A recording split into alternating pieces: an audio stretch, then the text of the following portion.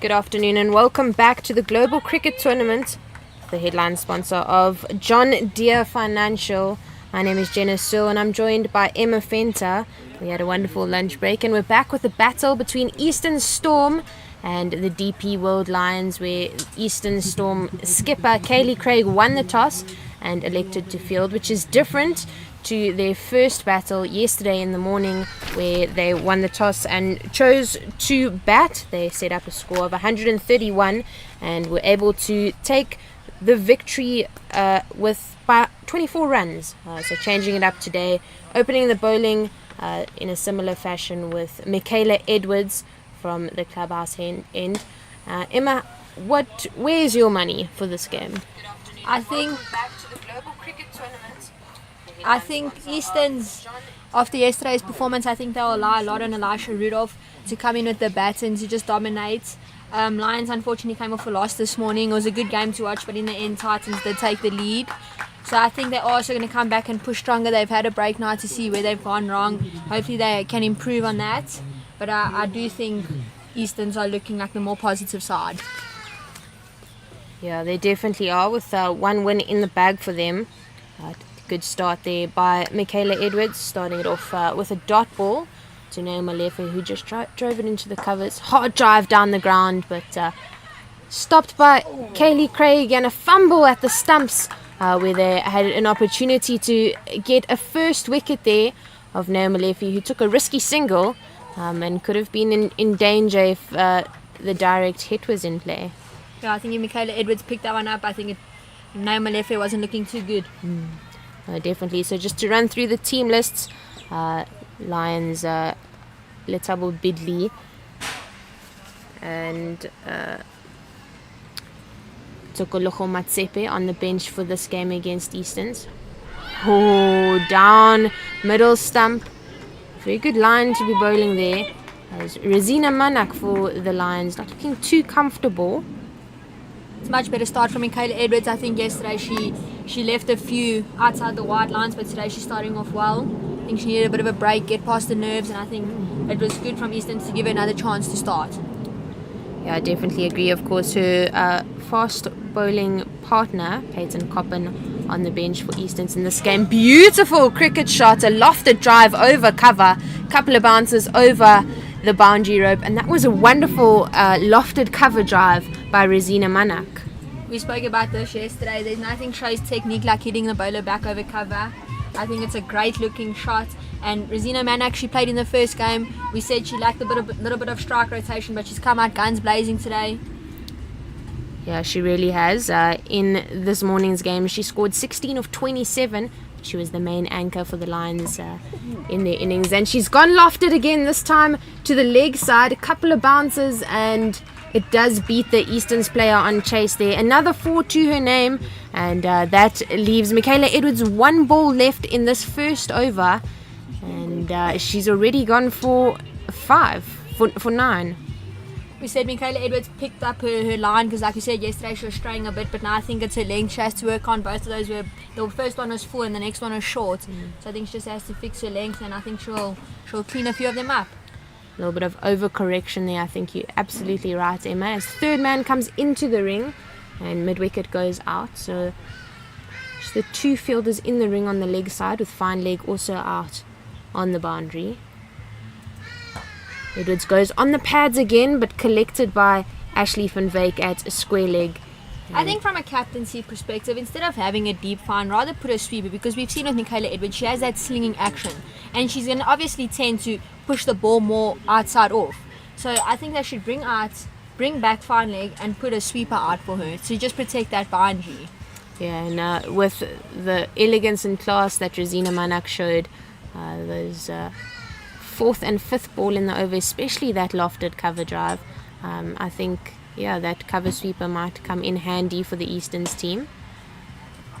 They've turned to their trusted senior player, Elisha Rudolph, one of the most economical bowlers in the tournament so far. She's at the top of the batting log in terms of most runs scored. She hasn't featured too much on the most wickets taken, but she's definitely quite high up on the economy log.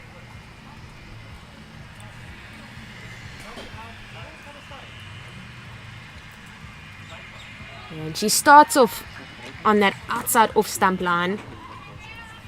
I think it's going to be an interesting matchup between these two because Naomi Lefe coming off a good game against the Titans, unfortunately losing a wicket early on, but she started off well. Over the leg side, and with one bounce to Mpumelelo Mashlowane out at cow corner. Gets it in a wonderful arm out in the deep, as the square boundaries are quite far out, and she got that into the keeper without a bounce.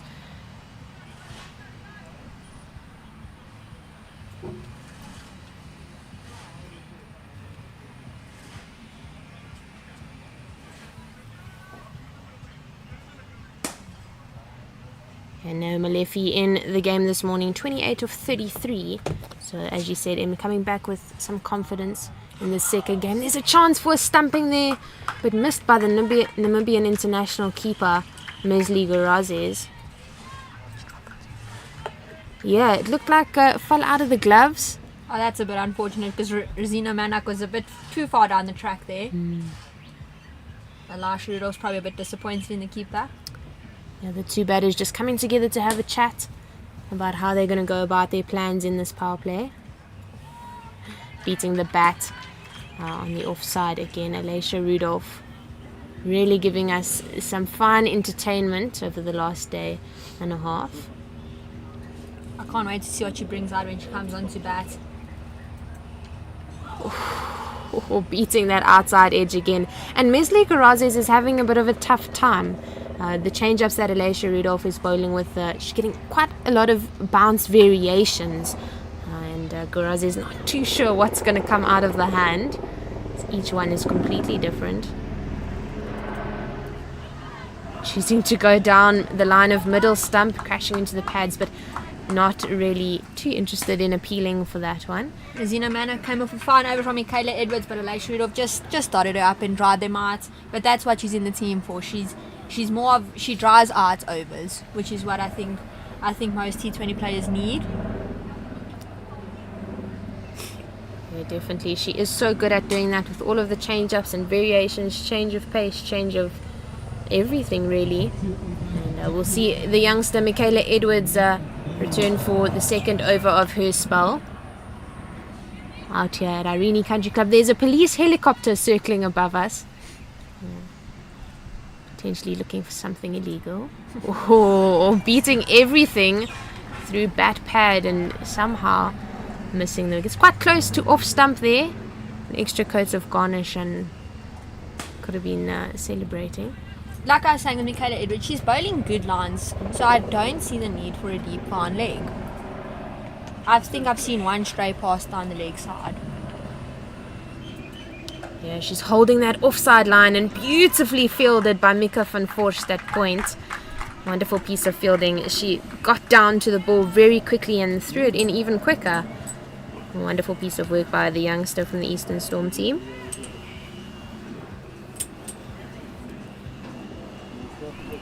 And she has moved to a backward point there. As all the players on the offside have taken a step to the left, following Mesli Gorazes' lead. Of course, the keeper can see the angles the best. I often think that a good keeper is the difference between a fielding team that looks good and one that looks like they don't really know where they are. And it's also good to have an international player behind the stumps. I just wonder if they're chirping a bit. Yeah, I think that's one thing women's cricket lacks. Chirping. I reckon you were a pretty good chirper. I know, but I think I was an even better fielder that always put me on the boundaries, so I could never chirp from square leg. Edwards on that off stump line, and it's played out really nicely by Molefe, but Elisha Rudolph out there on that deep mid wicket boundary collects it for one. Big arm coming in from Kyle corner.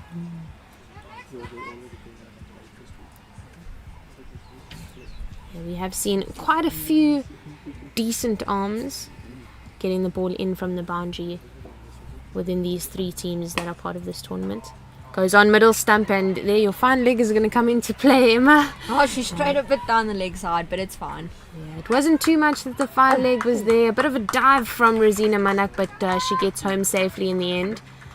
She almost dived after the ball was in the keeper's dive, so maybe a bit of a trip rather than a dive. Almost dived on her bat. That would have been a bit unfortunate. And painful, I think. Yeah, finally got to do a lot of work to cover ground. It was hit quite square.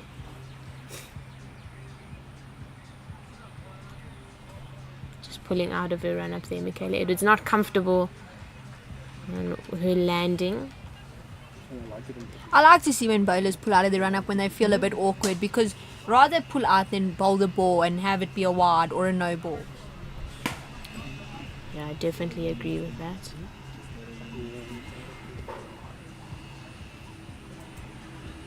Oh, thick outside edge, and that'll race out to the third man boundary. Third man is in the ring, but excellent work by Sipokukle Masilele, the young 14-year-old, quick across the ground, and she managed to get that in. Took a double there on the last ball of the over. That's the end of the third, 15 without loss. Yeah, third man definitely had to put the burners on that one because the sun's come out, the field's starting to dry up, the ball's going to move a lot quicker than what we saw the first game.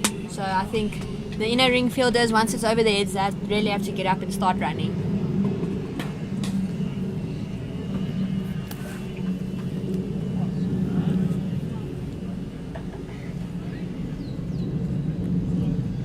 Deep square leg as well as deep mid wicket. Short 45.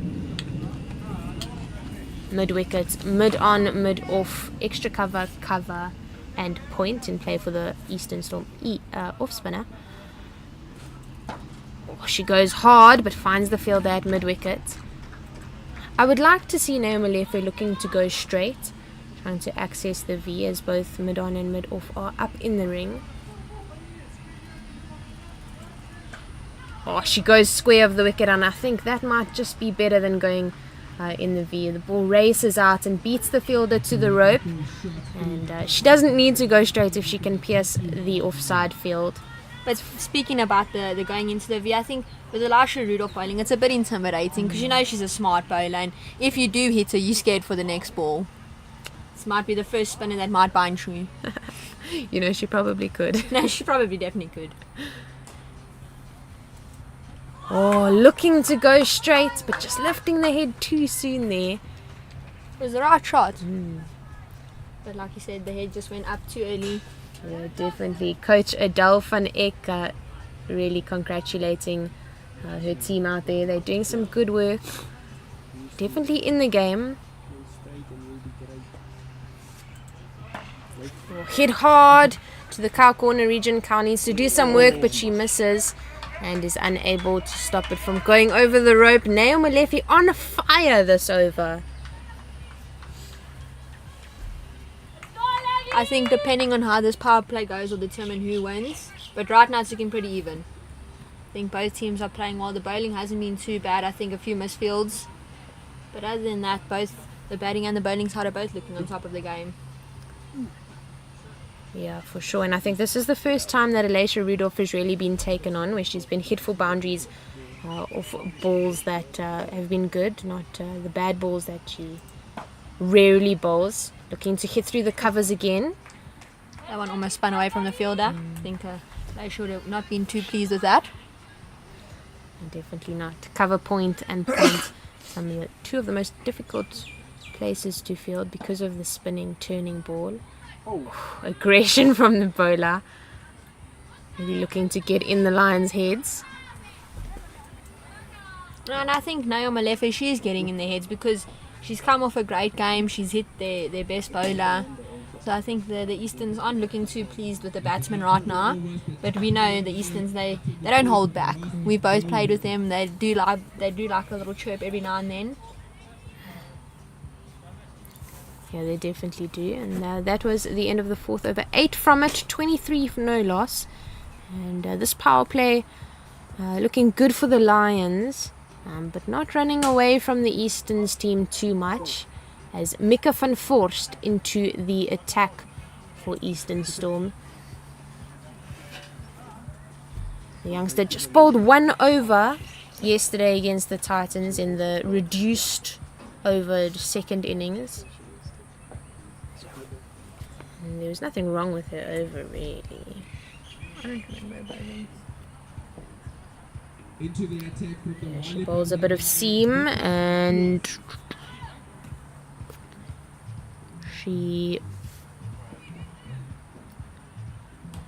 As the field stands, you have a deep fine leg and a deep third man. Other than that, everyone's in the ring.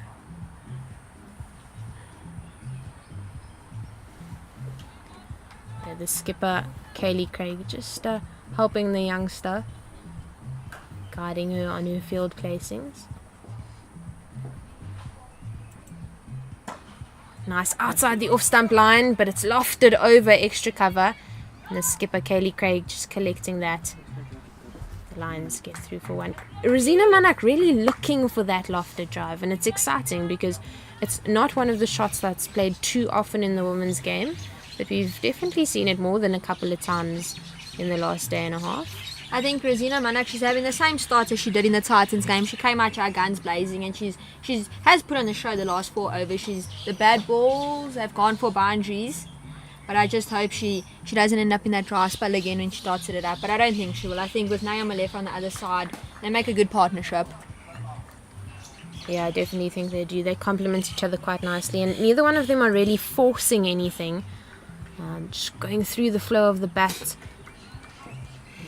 And normally if you're just getting a thick outside edge there, so they got through for the single. I think when you make cricket simple, it becomes easy.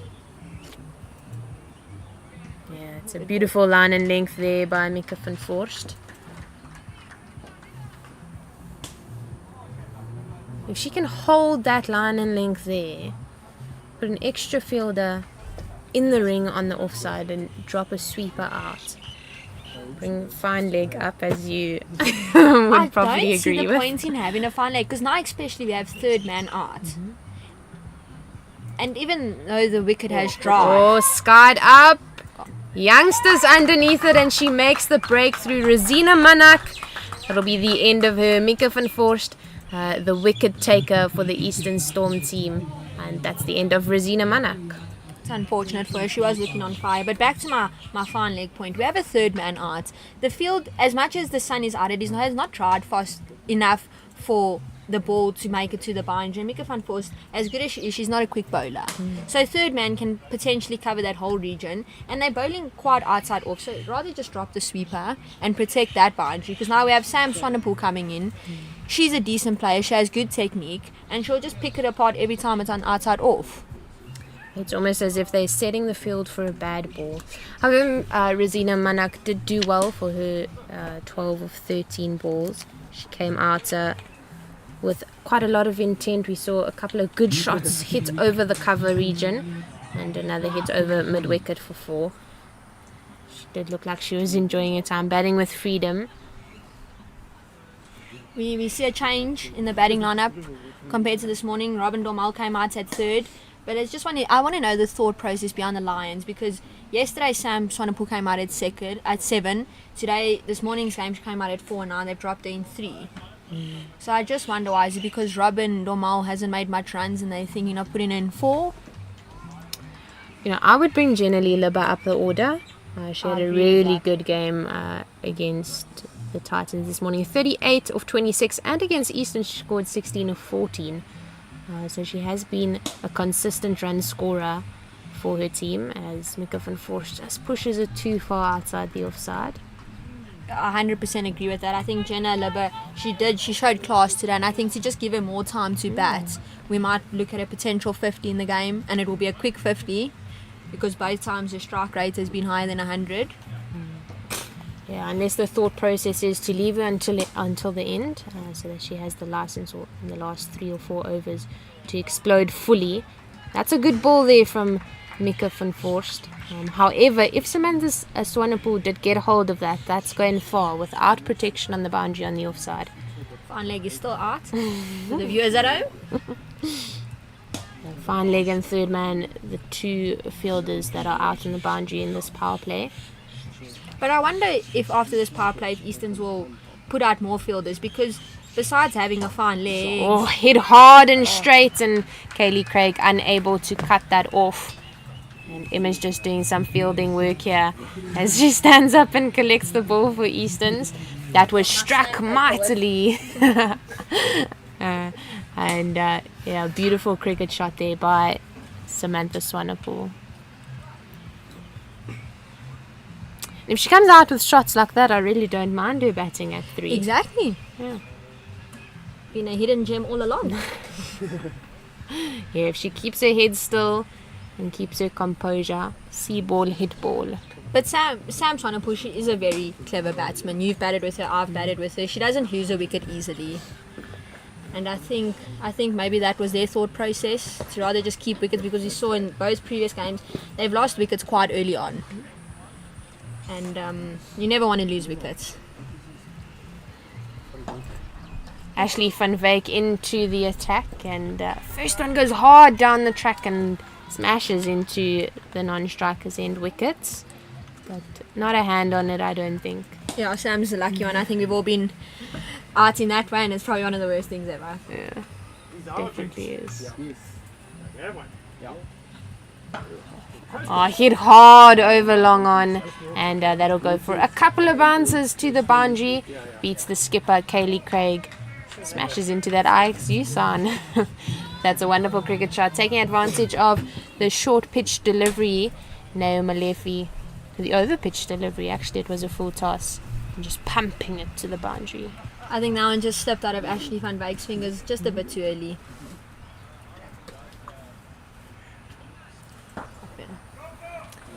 Yeah, the length was a bit better, but Naomi Lefi too good. She just pierces the field there. The gap between mid-wicket and mid-on, too big for her, I think, as she pumps that out for another 4. This time flatter than the first. I wonder if they will bring...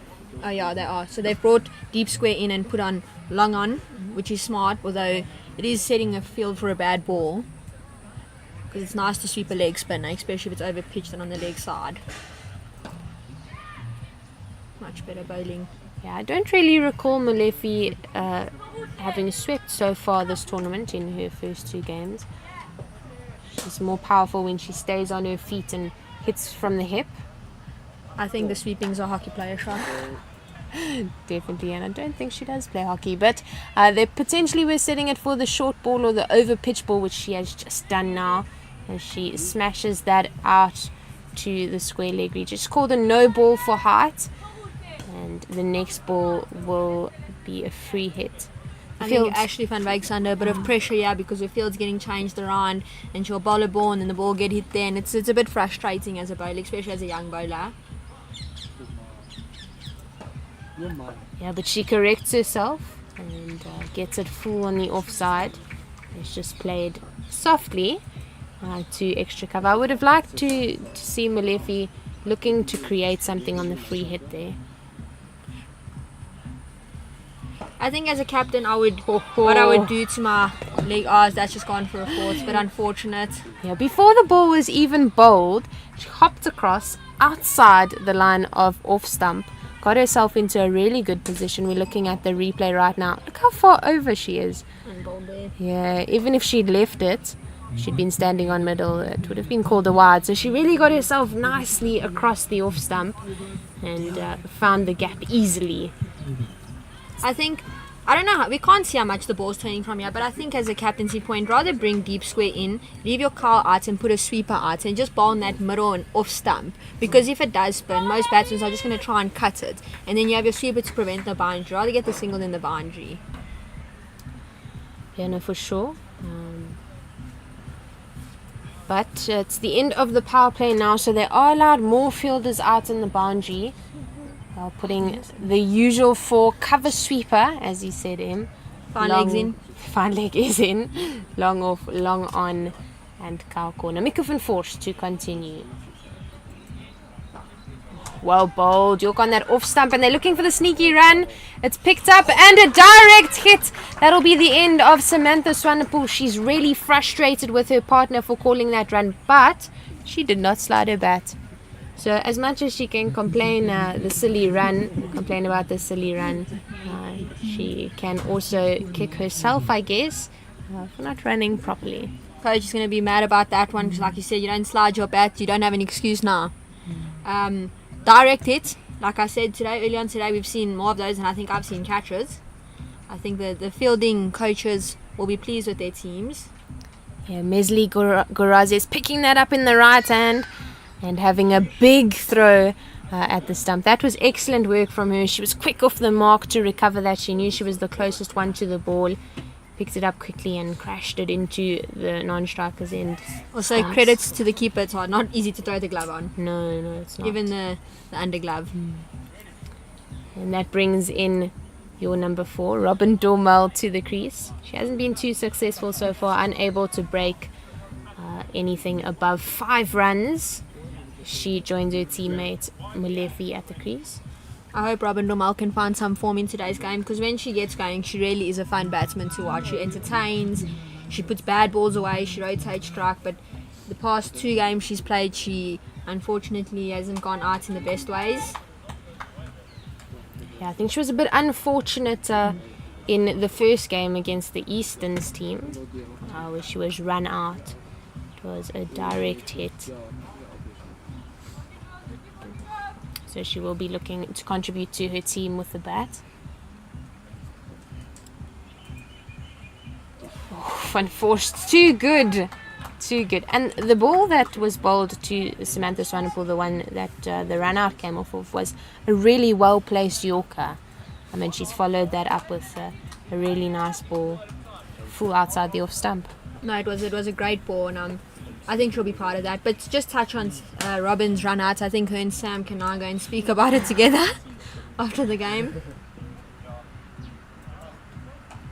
Yeah, that's a good ball, but it's just seamed away from the right-hander and opens the face. Naomi Molefi chased down hard, but Michaela Edwards unable to stop that from rolling over the rope. And that's 4 more for Naomi Molefi. And it just looks so natural, doesn't it? No, it's nice to watch her bat. I think it was a bit lazy from the fielder. I think a dive could have been used there. Even if it still went for a 4, at least effort was shown.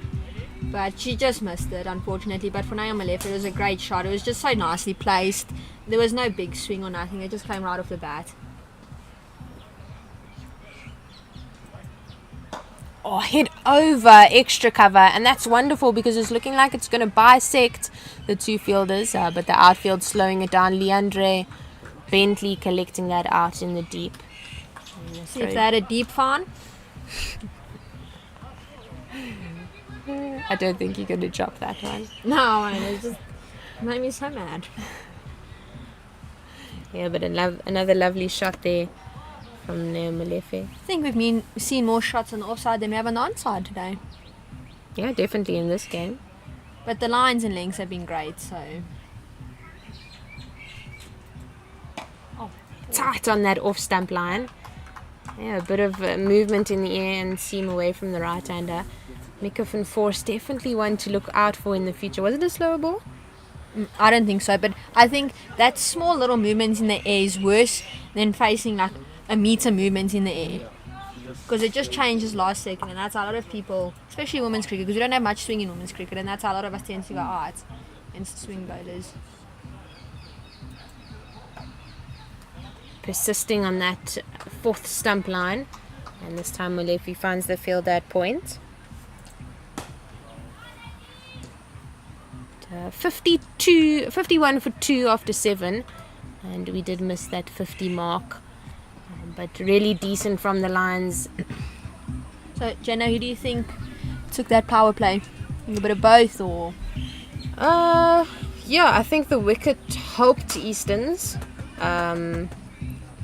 Simply because Samantha Swanepoel hit that really good shot nicely down the ground.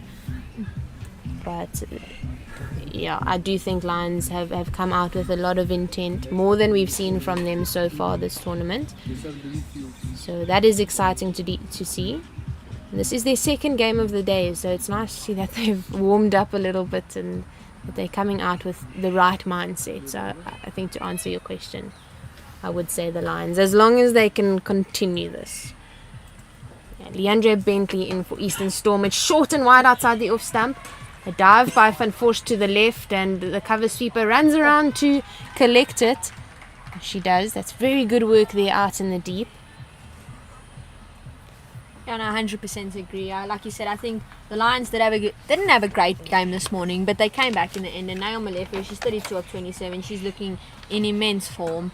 Robin Dormal, hopefully she can perform today. She had a great shot right now through cover and point. So hopefully she can get something out of it in the end.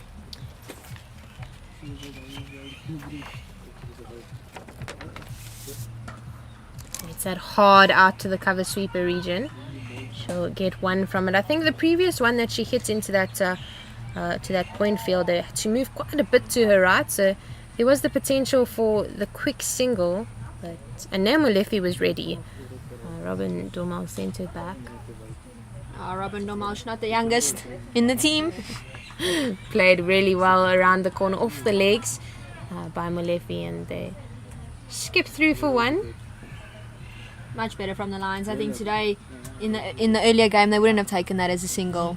So they really did go back during this break and they spoke about it, and now they are playing 10 times better than they were this morning. Yeah, just played into that leg side. Risky single, but in the end successful. As Michaela Edwards a little bit slow, a little bit on the back foot there at mid-wicket. She's quite deep. She's standing on the ring. She needs to walk in a little bit harder, I think, and that will prevent the single. Yeah, because we have Kyle Corner out there to prevent the boundary, so she should, like you said, push in rather prevent the single. Yeah, for sure. And that's the end of the 8th over. 56 for 2. As Molefe just tying her shoelace there. She's been running too much, running out of her shoes. I'm very superstitious about that. I think if my shoelace gets untied in the middle, I'm going to go out.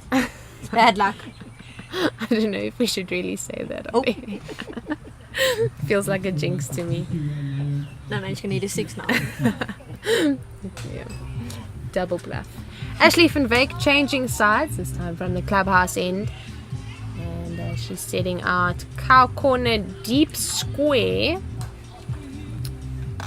And she'll be bowling looking...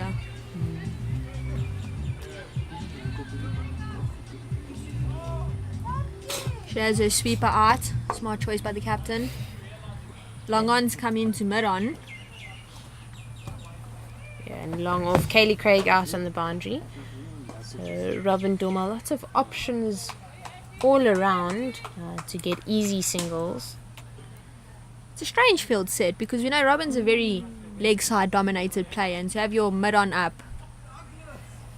Yeah, the boundary option is definitely over mid on for Robin. We know she can, she's a powerful player. Tossed up and full toss, but she'll hit that straight out to Alicia Rudolph, who has a very good arm from the outfield, so the chance to take a second run for the arm was never really in question. I was just going to say, you see go to Alicia, you know you're staying for one. Yeah.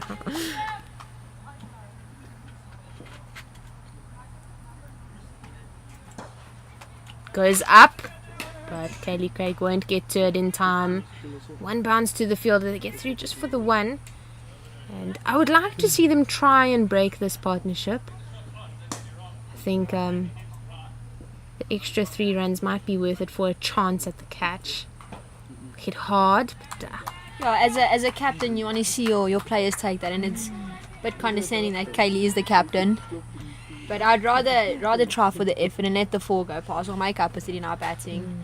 High risk, high reward. Yeah, for sure. Hit really hard into the covers, and Pumilelo Mashlowane puts a knee out there. That must have crunched into the leg. She's also going back to the hotel with a nice pack.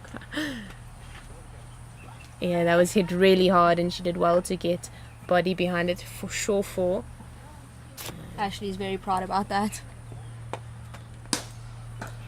Hit hard over Kyle Corner, and that'll go all the way. Nayo Molefe with a maximum to her name. She picked that up. It was in the arc, and she made sure it went for as many as it could. And I called it the previous over. Said she's going to need a 6. She should have her laces untied more often. Robin must start untying them for her. No, but it was a crack of a shot. Yeah, Van Wyk just finding a nice line outside the off stump. To bring about the dot for the end of the over, the end of the 9th, 65 for 2. Robin Dormal on 6 off 7 And Naomi Molefe just 10 away from that half century of just 32 balls, so well over 100 strike rate. And she really is showing why she was the under-16 player of the tournament at the under-16 2023 National Week. Great batting from Naomi Molefe. I really hope she gets a half century. I think for the young players to come into a tournament like this and just perform in the way she has, she'll walk off this field with her head held high. Even the previous game she did so well, and I think she should be proud of that. Leandre Bentley to continue. There's a chance at a catch. The youngster Mika van Forst with a big dive to her right, and had she held on to that, that would have been a spectacular take. I think Robin's a bit disappointed in herself there because we know she hasn't had the greatest tournament, and I think if she had gone out on that one, I don't think she would have come back on the field. Rough, but okay. Leandre Bentley just pulling out of that one. Molefe not ready for her yet. She's looking for another maximum. Yeah, she leans back, allows it to bounce and come up to hip height before it goes out to Rudolph on the boundary. Just one bounce to her. And it's so nice to watch Naomi Molefe bat because she doesn't swing at everything. Like, she just played that in the gap. Let her take the single instead of trying to swing for the ropes and make it a four. Which is clever batting from the under-16. Yeah, Robin Dormal just trying to go too hard there. And instead of timing it and trying to loft it over mid-off, she tried to go too hard and pulled it across the line out to long on. I really am liking the way Molefe is using the crease. She's jumping off to the offside, just over off stump on that off stump line. And it's giving her more access to both sides of the field. When it's outside the off stump, closer to the ball to hit with a straight bat. And when it's straighter, giving her space on the leg side. Hit hard by Dormal, and that'll bisect the fielders. And those are the boundaries you have been wanting to see from Dormal. So, yeah, a cracker of a shot. It's also, I always say when you get dropped, you always just come back, and it's always that one person you get dropped and they go and score 100. I think if Robin can pull off scoring 100, whew. Yeah, she's definitely capable of it. After her 2-year break from cricket, she was called up into this Lions emerging team quite quickly, and she's just shown that she's capable of not only muscling the ball to the boundary, but rotating the strike with elegance, and she just tickled that off. That's the end of 10 overs. We'll have a double change. It's Karen Smithies and Ken Borland will take over from us.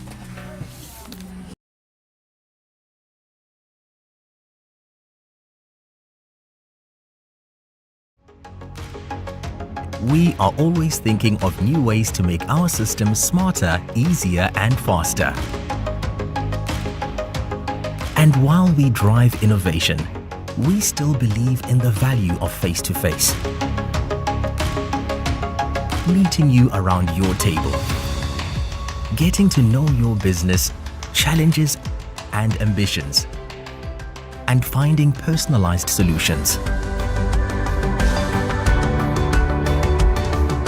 John Deere Financial provides personalized financial solutions so life can leap forward every season.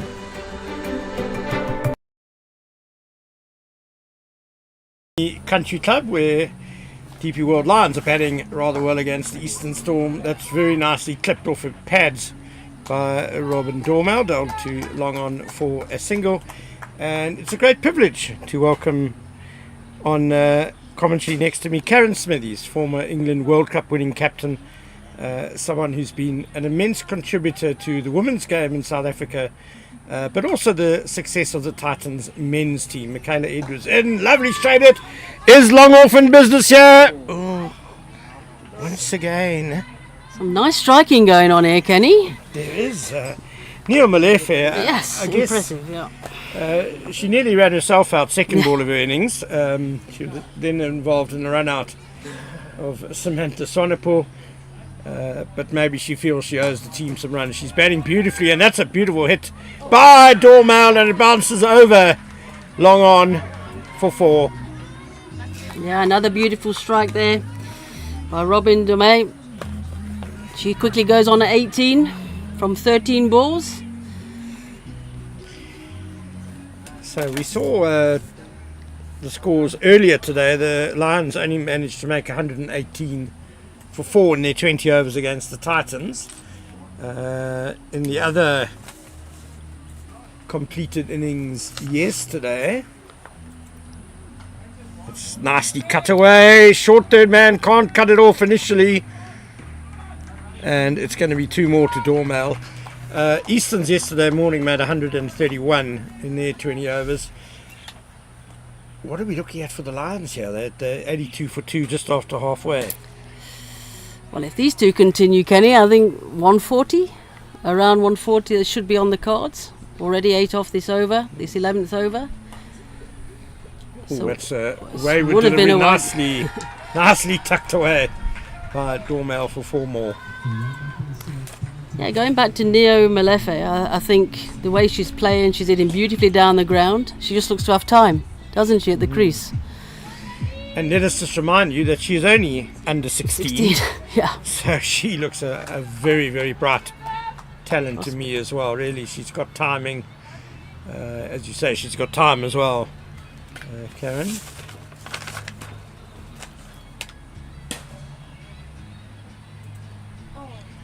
Bottom edged. Look wide from Edwards. But that will end the 11th over, 86 for 2. And the weather's also perked up quite a bit from the gloomy overcast start this morning, where there was a bit of swing on hand for the bowlers, which was nice to see. Well, it's a lot more blue sky now, and it's heated up quite a bit as well. Important game this for the Lions, Aaron, after back-to-back losses. If they're going to, yeah, well, they've got to win, so it's no other choice. Exactly. They've started well.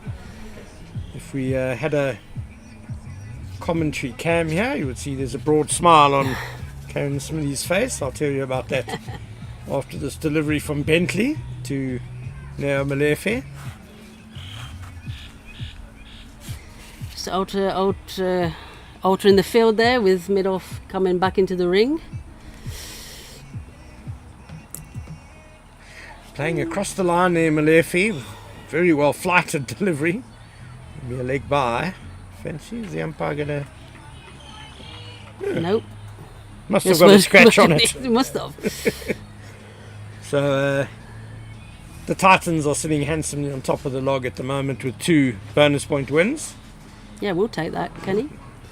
Straight up in the air, but over the wicketkeeper, in fact. Bit of fortune for Dormel. Trying to sweep it on the onside. Taking it outside off stump, actually, to do that. It was a bit of an ambitious attempt at a sweep, wasn't it? Yeah.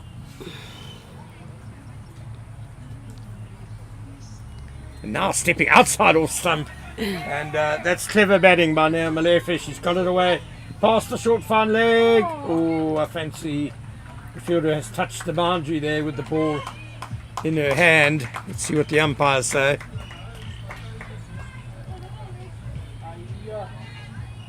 She's going to get the benefit of the doubt. I think the replay might show that she's very fortunate. Oh no, she was It was clear. a very good effort, Kenny, yeah. Great effort and excellent decision. Yeah, that's a And well... Malefe might be in trouble. Because Harris has got 1 run out already. This innings in that fashion, and now they're overthrows. Malefe's dropped her bat. Yeah, it's a risky single, but one to take, I think, Kenny, at this stage. Yeah, they do need to start cracking on. Perhaps a bit guilty of that in their previous match, where they also had a good start to the innings, but then the run rate rather declined rather than accelerated. Nicely hit again by Malefe. Sweet timing. Deep backward square field there. Yeah, there seemed to be, I think, a little bit earlier that it was either a boundary or very little opportunity to rotate the strike, which I think is important even in a T20. The Titans were bowling a nice tight line, and the Lions really were having trouble getting it away, but much better this afternoon, I think. They've learned from that. Yeah, end of the over, 12 gone, 93 for 2. A lot of teams get that wrong in T20, don't they? A lot of batting lineups. That T20 is definitely not just about hitting boundaries. They're important, sure, but it's also the balls in between that are really vital, getting those ones and twos. Yeah. And the bowlers are allowed to bowl good balls, right, Kenny?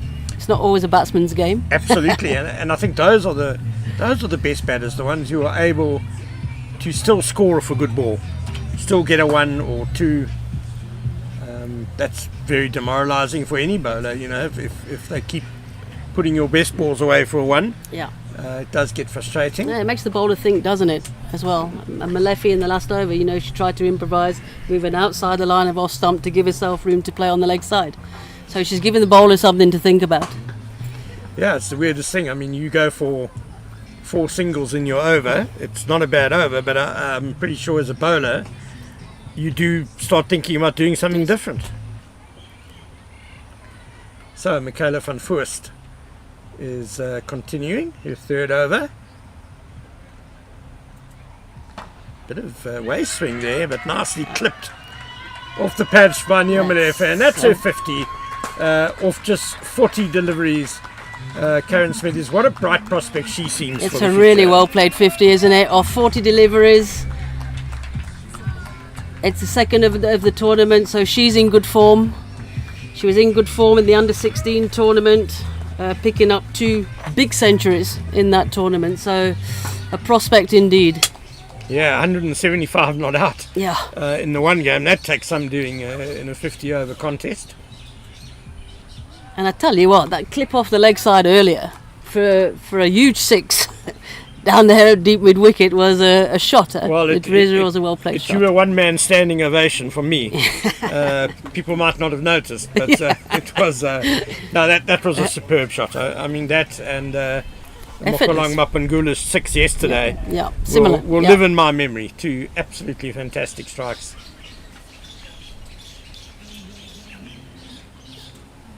That's nicely put away through the covers. It's going to beat the cover sweeper. Very well struck by Dormel, and she gets a boundary as well. And good placement as well. The boundary field is set there. Really just had to run around 10 metres, but it is well struck. Didn't really get close to it. Yeah, it went like a bullet. Fantastic shot by Dormel. She goes to 25 now of 19 balls. It's a decent delivery from Van Voorst. Nice shape there. But yeah, the way that Malefi has constructed the innings, I think, for a 16-year-old, well, wish I could say that, but I did that when I was 16, Kenny. Yeah, it has been exceptional. And that's going to be 1 to short third man. So I'm just mesmerised by these fields. I spoke about it earlier on the leg side in particular, where a lot of shots do go in that area to force the pace, but there's huge gaps over on that side of the field, which is not really, they go for the big shot still and not really use that space. That's possibly a little bit of what you're talking about there, Karen. Just a little bunt through mid-wicket. I think 2 runs maybe. Maybe a little Almost deft touch there, yes. A little yeah. deft touch, more square, possibly where the gap is. There's an easy 2. And then you do that a few times and it starts manipulating the field and captains start getting tetchy and moving people around. That's the 100 up, and it's also the end of the 13th over, 100 for 2. So, Ken, we have 7 overs to go. 5 is your minimum, I guess. Yeah. Even 6 is your minimum.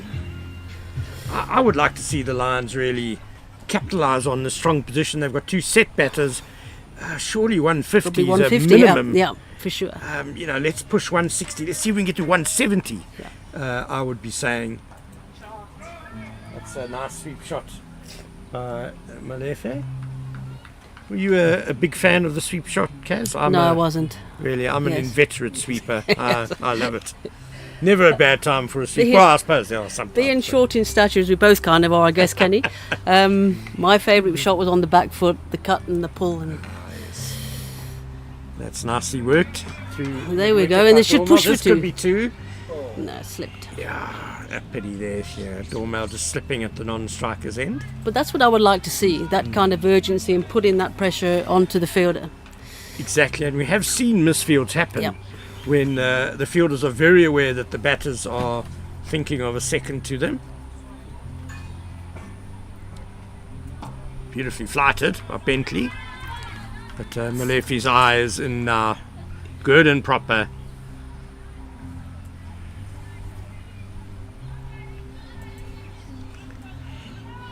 Three runs off the over so far, 3 singles. Easterns will take that. Yep. Bentley into a 4th over. She's been a very good bowler this whole tournament. She's bowled very tidily for Easterns. And lofted over mid-off. Super shot by Dormal, and that's 4 more runs. Yeah, that's a great shot there by Dormal. Waited for it, in control all the time.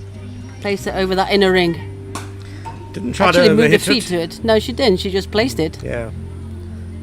Sweet timing, and mid-off is now going to drop back. And the square leg, the deep square legs coming in to the umpire, up by the umpire, close to. Now comes out the sweep shot, Kenny. Step Oops. across. Well, it's almost a sweep. It's 4 runs. That's all that matters. Very good batting by Dormal. And the Lions are now on Nelson. 111 for 2. The 1-1-1. Is it David Shepherd? The umpire? Yes, famous Yes. Gloucestershire man. Yes. Yeah. Let's see Player, him now. umpire. Standing on the one leg. Yes, hopping up and down, getting more and more red-faced the longer the team stayed on 1-1-1. And that's hit straight to square leg. She just preempted that stroke a little bit. It was over pitched outside or stump. If she had stayed where she was, she could have probably driven that through the covers for 4. Yeah, she was looking for that gap. The fielder had just come into that position a couple of balls before. I hope she had noticed that. She pulled it way outside off stump. Unfortunately, didn't get no contact in it whatsoever. And Mashiwani was the catcher there at square leg.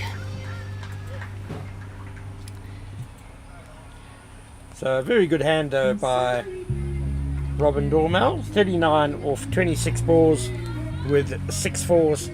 And very happy to see Faye Cowling coming to the wicket. She missed the game this morning due to the injury she suffered yesterday. And Nelson has struck. Yes, Darren. I was about to say, Kenny, Nelson has done the job again. Whose feet were Alive not, and kicking. whose Huh? feet were not on the ground? Probably both of us, actually. No, mine are very definitely.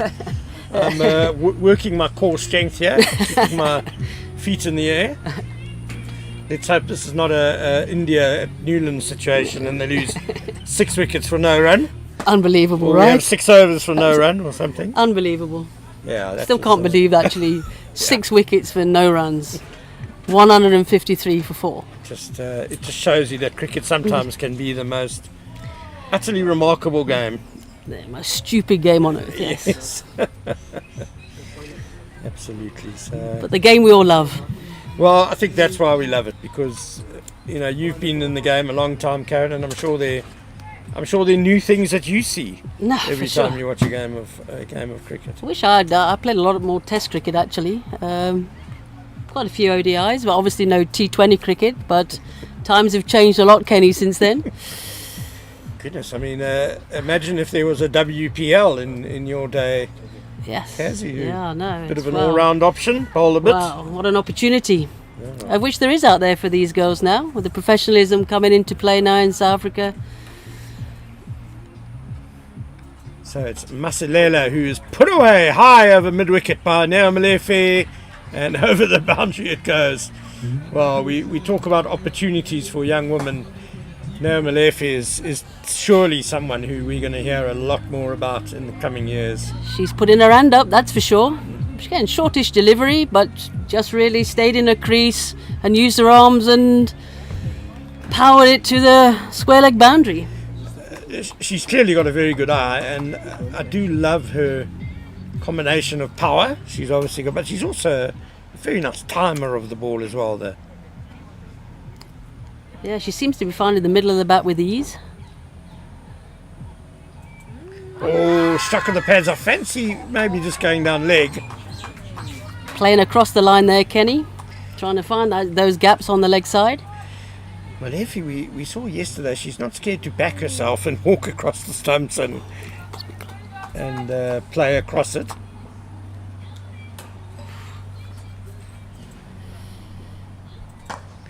Nicely driven down the ground.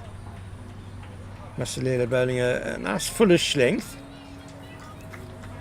She's diminutive, but she certainly comes tearing into the crease. Does. There's a lot of purpose in that runner.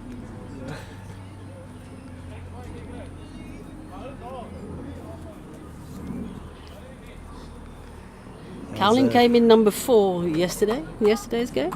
Certainly higher up Into than the 20s. Today. Yeah.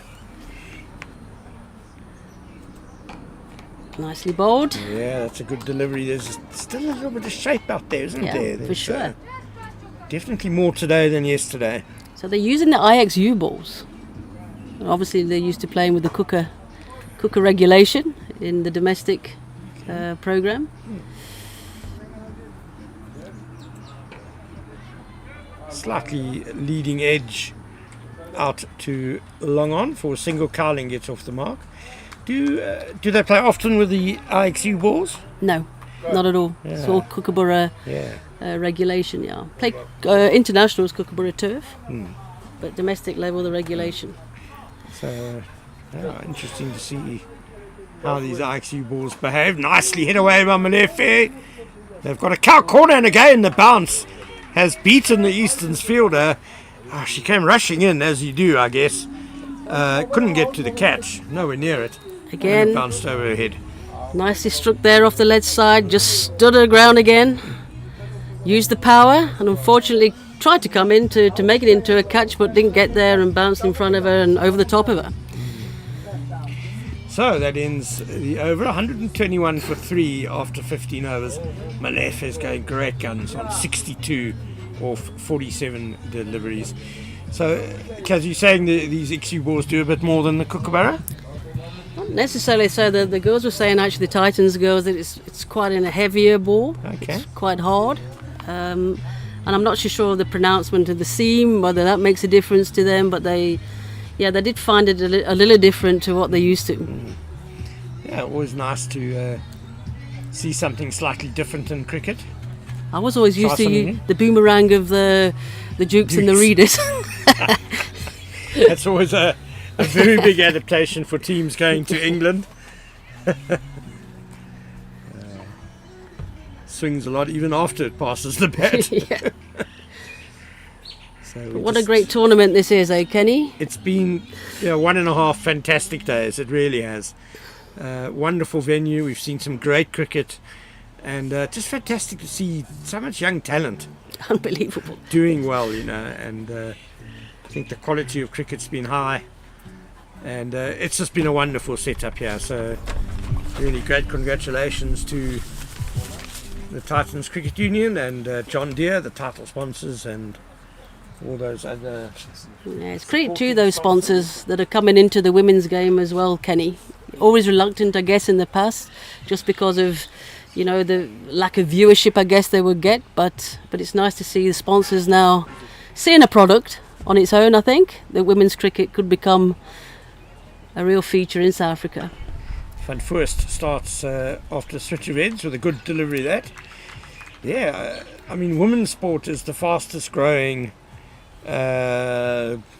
commodity. I'm not sure it's the right word, but it's the fastest growing part of sport globally, and certainly women's cricket in particular is really taking off as Van Voorst is not cleared for takeoff. She goes back to her mark. Yeah, and fantastic to see, and I think it's just going to grow from strength to strength with the professionalisation of the women's game now in South Africa. Swing and a miss. Was there some half-hearted appealing there? More importantly, I guess, a dot ball. 2 dots to start the 16th Yeah. over. That's very good bowling by Van Voorst. Yeah, and I think with the professionalism, they've got their own S&Cs now in Division 1, you know, their own physiotherapist. And even already, Kenny, in the 3 or 4 months it's been there, it's made a difference already. Nicely chopped away by Cowling through the covers for 1. Yeah, I just know from the example of your sister organisation, the Blue Bulls Rugby Union, also from Pretoria. Last season they put in place the first professional women's side in South Africa. High full toss, hammered away by Molefe. Is this going to be a no ball for height as well, I wonder? I don't think there's a signal, but it was a full toss, angling down the leg side. Well dispatched. She's not going to miss out on that. She's on 66 now, moves it to 66. So she's set, her eyes in, and she's looking forward to these last few overs of the innings. Yeah, I suppose the 4 boundary fielders are at on the cover field, on the cover fence, long off, long on, and a cow corner. I suppose you'd have to sacrifice your long off, I suppose, if you wanted Yeah, someone so mind if square. You're going to produce those kind of deliveries, you've got to bring somebody up from straight. Yeah, never a fan of setting fields for bad balls. So For sure. I guess leave the field as it is. Yeah, so the Blue Bulls team, as soon as they went professional, within a month or two, from generally finishing kind of third in South Africa in the women's competition, they became just absolutely dominant, winning games by 100 points, went through the season unbeaten, and that's what professionalisation brings. Nicely hit again by Molefe. She's found the gap between cow corner and long on. That should have been 2, surely. Yeah, you can actually see a setup there as well, Kenny. Molefe, bowler was walking in, she was giving herself that room outside the off stump, edging towards there, obviously identifying that gap on the leg side. But yeah, the urgency in that single, the first run is not really there. And maybe that's through, I don't know, like tiredness maybe. She's been out there for quite some time. Yeah, and it's her second game today, and she's already been at the crease for quite a long time in this tournament, so maybe we're being a little bit hard on her.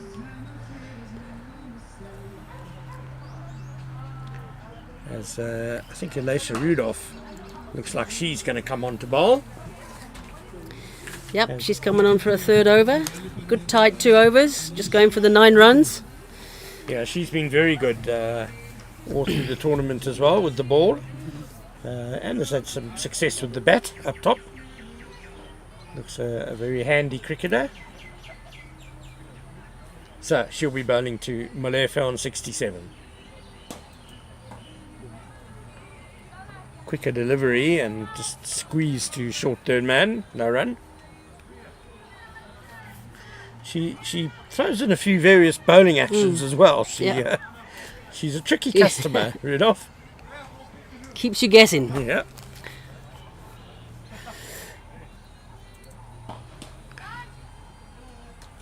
Found the fielder, neatly struck, couldn't find the gap. Again, first 2 balls of the over, 2 dot balls. But Kenny, 4 overs to go. 28, 7 and over, minimum, I would say, with 3 wickets down. Yeah, I think if the Lions don't get to 150, they're going to be very disappointed. And so they should be. Okay, it's a change in the field again. Extra cover's gone back on the boundary, and now fielder that was on the boundary coming into the point region, into the ring, on the offside. Over the bowler's head. Long on, long off rather, quite nice and straight. So just a single. We saw Easton's scored 131 against the Lions yesterday morning. Slapped to the deep extra cover. A quicker delivery there from Rudolph. Do you think the batting conditions have eased a bit? Do you think the bit easier batting this afternoon. No, for sure. Tricky earlier on with that cloud cover. Probably a bit of moisture around also. Good toss to win by Fidelity Titans. No, that's definitely not going to be LBW. Malefe will be upset that she didn't put it away, in fact. Yeah, change of angle there from the bowler. Yeah, she loves mixing things up, does Lisa Rudolph. Even when things are going well, she'll... but I guess that's the nature of T20 as well. You don't want the batter to get too settled. That's been mistimed. Too long off. Yeah, they're struggling to find the handle there a bit. No But a good damage over. done. And nonetheless, just 3 runs from it. Very good over for the 17th. 130 for 3.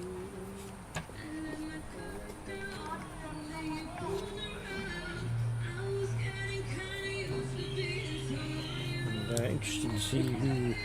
Michaela Edwards has got an over left. Rudolph has got an over left. Van Voorst has bowled out 4 overs. 1 for 26. Very tidy from her. Ashley van Wyk, the leg spinner, I don't think we'll see any more of her. 2 overs for 24. And Bentley has bowled out 4 overs, 1 for 32, tidy. Sipakukle Masalela, 1 over for 10. So with 3 overs remaining, I fancy it's going to be...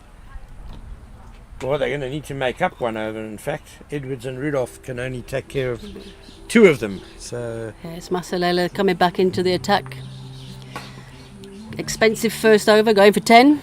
So she'll want to improve on that. yeah, Lions will certainly be targeting another double figure over off her.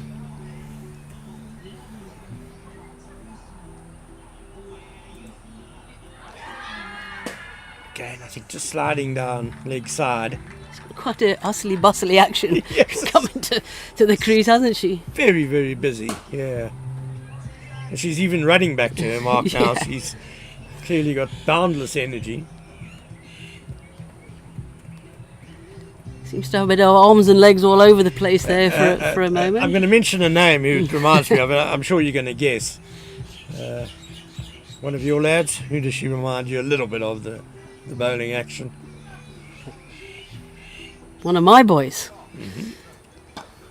Nicely hit over cover by Malefe. Cover sweeper gets across though, and they're back for 2. The one that bowls off the wrong foot, right? Yes. Producer Leo Bono got it. Not me.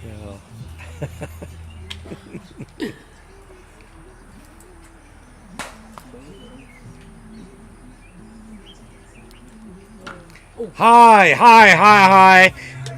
Backpedaling does long off. She can't take the catch. And it would have been a really spectacular effort if she had held the catch. It's gone for 6. But again, what a great shot. It's in there, it's up in the hitting area where she wants it to be. Didn't really move again. Those big arms came through and really never got under the position to take the catch. I think she would have had to have been the other side of the Side of the boundary, boundary, to yeah. be fair, to Yeah. take that. That was another mighty hit by Nao Malefe. Again, stepping outside or stump, but that, I was going to say, is going to be closer, and in fact it is LBW. Nice and full from Masalela. She would have seen Malefe waiting outside off stump, and she did exactly the right thing. Very full and very straight. Yeah, there was all that opportunity, wasn't there, Kenny? If she's going to move across that much, continue to do that, and just the straight ball, you miss it, they hit. Yeah, I guess the coach will be saying, maybe just go a little bit later. Yeah. But I suppose there are times when you move early to mess with the bowler's mind. But a fabulous innings by Nao Malefe, as she is congratulated by teammates and opponents both. She's gone for 77 or 59 deliveries with 9 fours and 2 sixes. What a young talent we've seen here today. Yeah, a spectacular knock there from the youngster. It's a pity she couldn't go on and stand out these last couple of overs. She could have got somewhere near a century. She was really batting that well, but she's done a job for a team. She's set them up nicely. But yes, Kenny, a talent to watch out for, that's for sure. Yeah, and whatever happens in these last 14 deliveries, Easterns are going to be chasing a challenging target. I think 138 for 4 already. The successful Masalela continues. That's slanting down the leg side and will be wide.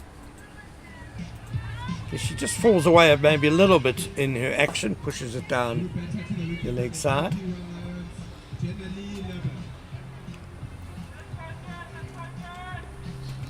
And Jenna Luba is the new batter. No respite for Easterns, I would suggest. Or Masalela struck her on the pad. I think that's quite close, actually. Maybe the umpire thinks it's missing that leg. must be close.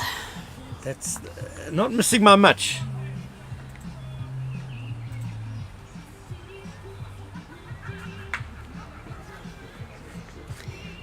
Yeah, generally Luba played a really nice partnership in the earlier game today with Letabi Bidley. Nice and straight by Cowling. Straight down the ground for 4. Beautiful strike. It's tall. Tall player, use those levers. One hates to compare young players with established stars, but there's a little bit of the law of Wolfart about it, just the physical dimensions, I guess. Similar style player. Yeah, for sure. You know, as tall player, you'll have those, you know, your front foot will come into play, your levers, long levers. So yeah, I guess the cover drive, the drive through the offside would be on for her. Some interviews taking place there, Kenny, with Supersport. Yeah, great to have their support of this tournament. They were here yesterday as well. They'll be tomorrow for the final day, where it looks like the other 2 teams will be chasing the Titans, trying to overtake them on that log. 10 points from 2 matches the hosts have secured so far. Kayla Edwards continues, just chipped. A couple of bounces to long off. And just a single. Score now on up to 144, so of 145. So the 150 definitely on. Maybe look into the 160 mark. Yeah, big finish. Who knows where the Lions will end up here. Cowling again nicely down the ground to long off. We saw Jenna Luba really hit the ball very powerfully this morning. So if she gets going quickly, pretty much anything's possible. She's also a 16-year-old, Ken. Another really great talent. So nicely played. Oh, the misfielded cover. That's going to frustrate Easton's. That's the easy single. Yeah, Luba scored 38 of just 26 balls this morning, 2 4s and 2 6s, together with Letabo Bidley, who made 21 not out of 24 balls. They really gave the Lions innings a big finish. Swinging across the line, the appeal from long on rather. A scrambled through to the single, but good awareness. They've come back for the second. Very good running there for 2 leg byes. Yeah, that great partnership between Luba and Bidley wasn't enough though. However, and one just feels the Lions have learned from that mistake and they've pushed a little bit harder a little bit earlier. Nicely chipped, straight down the ground. Oh no, just evaded long off. Beautifully driven down the ground, straight. 2 fielders there on the boundary. Didn't have to move that far, but it was well struck again and pierced the gap. Yeah, it was a testing save on the boundary, bouncing a little bit awkwardly, and she got the body behind it, but unfortunately it squirmed through as that one goes through to the wicketkeeper to end the over. So 9 runs off the over, and it's 153 for 4 with just the final over remaining now. Yeah, there's Leseho from Supersport. Interviewing the hero so far of this innings. Yeah, Lesego really loves her cricket. She's often around at the stadiums, at the domestic matches. Actually spent some time with Kimberly recently with the Pretoria T20s against Bangladesh. But yeah, she loves the game, doesn't she? She's always talking about it. Yeah, she's a great passion and enthusiasm for the game, and a great broadcaster. Right, so Lisa Rudolph is going to bowl the final over. She did that in one of the games yesterday to good effect, bowled a very tidy over. Switching ends. She switches up everything, doesn't she? She loves change. A little bit short and down the leg side. This might be 4 byes or in fact 5 wides probably. Yeah, it goes over the boundary. It is. That's going to be 5 runs off the first ball of the over. It's not a good start. Ooh, no. Umpire showing there the wides. Looks like she was trying a leggy there, Ken. Sometimes you can try a bit too much, can't you? Correct, There are yeah, you can. times.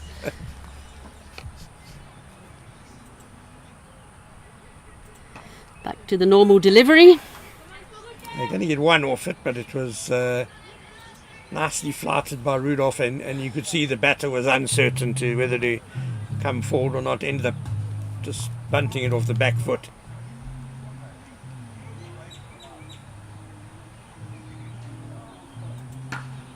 Nothing uncertain about that stroke from Faye Cowling.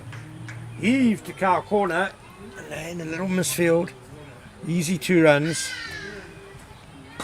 Yeah, good contact again from Cowlin. Yeah, she's gone to 14 off 12 balls, so it's a good little cameo from her at the end here. Yeah, I'm impressed with the strike rates actually, Kenny. You know, they're always about that 100 strike rate. To work on, yes, but there is a foundation there. Yeah, the confidence of youth. It's not the quickest pitch either. And again, down towards the long on area. Yeah, moving down the wicket on this occasion.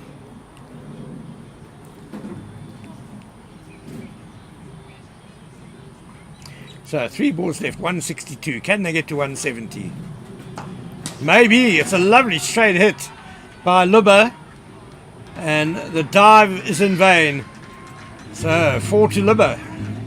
Beautiful straight drive again there by Lubber. Again, that fielder was down there, deep mid-off, but couldn't get to it. Straight as an arrow.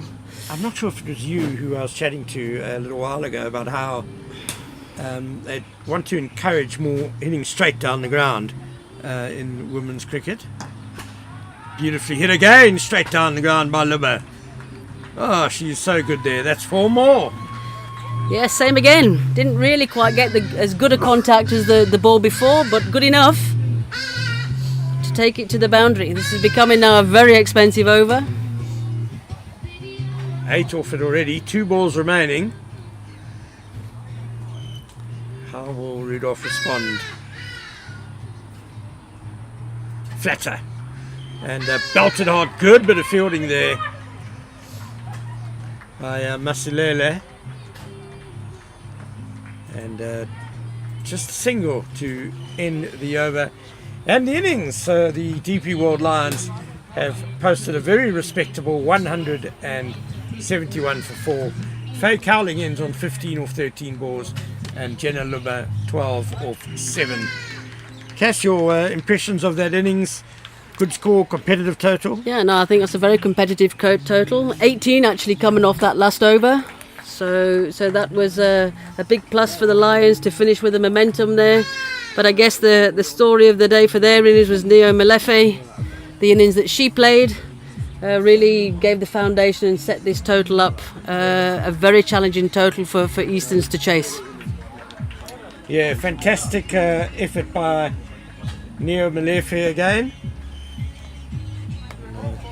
77 off 59 balls by her, and it's going to be a testing chase for Eastern. So apart from Malefe, 77 or 59 balls, Rosanna Manaka, opening partner, got a runner ball 13. Samantha Sonapul was run out for 4.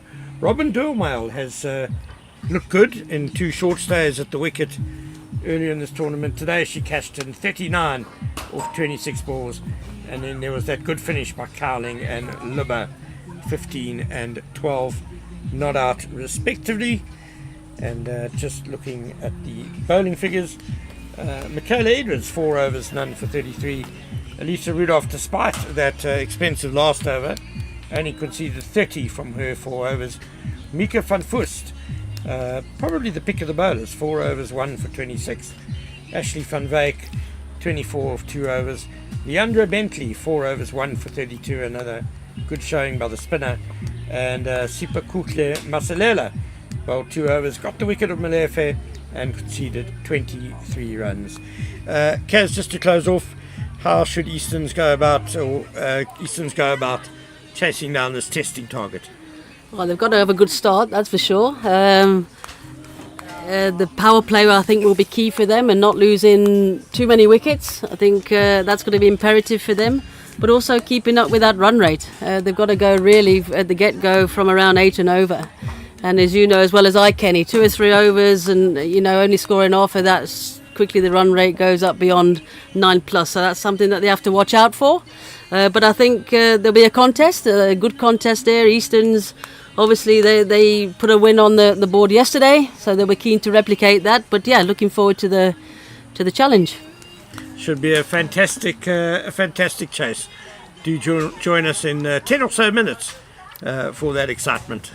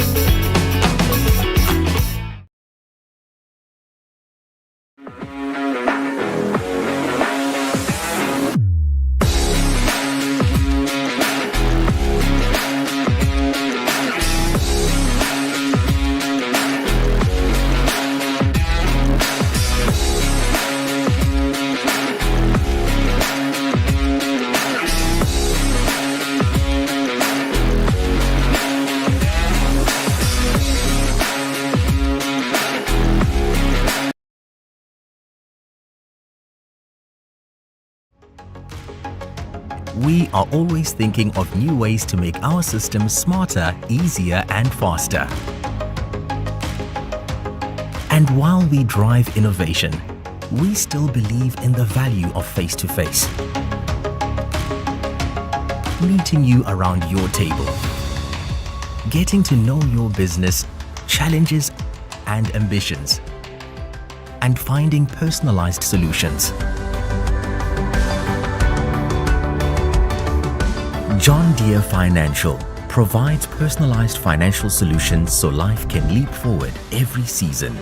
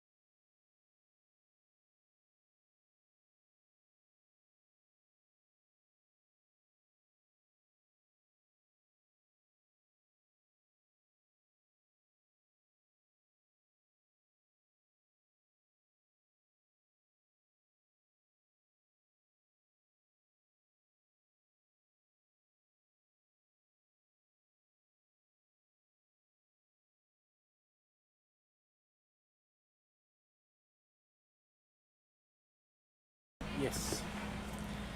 Good afternoon and welcome to the second innings of this DP World Lions against Eastern Storm. Eastern Storm won the toss and elected to bowl first, and the DP World Lions set 171 for 4 in their allotted 20, so the Eastern Storm have a mammoth task ahead of them. But to start off defending the runs, Elena Kusuda-ne from Japan. So right arm over the wicket, and it's clipped out to the offside. Looking for the one with the soft hands, but unable to get it in the end. Pumulelo Mashluwane and Alicia Rudolph opening the batting for Easterns. Good afternoon, Jenna. Looking forward to this chase. I think a lot rests on the shoulders of Rudolph. She's had 2 good innings so far in the competition. Bit of a leading edge there by Mashluwane, and shy at the non-striker's end, but the backup is non-existent and it goes out to the deep. They end up taking 3 runs from it, so the risk was definitely worth the reward. Yeah, well, it was a tight single. Actually became 3 runs. No backing up there whatsoever from the shy at the stumps. It was a big throw from the youngster, Leonie Swanepoel, at mid-off. And just to touch on Alicia Rudolph after this ball, and that's the end of her. She'll be really disappointed with that, but the Japanese international Elena Kusuda-ne, who has gone from strength to strength so far this tournament, comes through with an early breakthrough and the crucial wicket of Alicia Rudolph. Yeah, that's a wonderful wicket to pick up in the first over. The 3rd ball of the innings, the one that they wanted. Yeah, definitely, and she smacks her pad in disappointment. She'll be Really looking to play all around that delivery. Missed the straight one. Yeah, that is the worst feeling. She lifted her head up too soon, tried to hit it too hard and missed it completely. But into the crease comes Thelma Mukubula. And she had a toughish time in the first game against the Lions. She scored 11 of 10, so good strike rate, but she sat on the bench for the game this morning against, yesterday afternoon, against the Titans.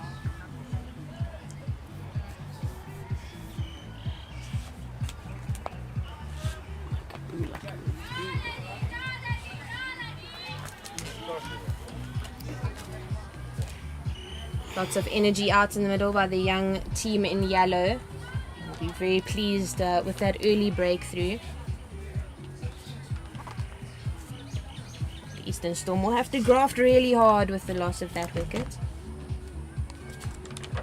Yeah, now a slip comes into play. So on the attacking foot for the Lions. Rosina Manak, the wicketkeeper for the Lions, standing up. I'm pleased to see the slip. Jenna Libas taken a step back. So she could be eating some leather standing as close as she is. Yeah, this is a great start here from the Japanese international. Quickly got on to a nice line and length. Not giving much away. It's just the start that you need. Big cut through the covers, beats point, and lots of work for Robin Dormal on the cover sweeper boundary as she collects that and gets it in. And that's a wonderful start there for Thelma Mukubula. She was part of the SA Phillies under-19 team. She scored 100 against Northern Cape at the under-19 week. And she does have a senior cap for the Easterns team, which she played against KZN Inland in the T20. She scored 34 of 32, so she's perfectly capable of playing cricket at a senior level.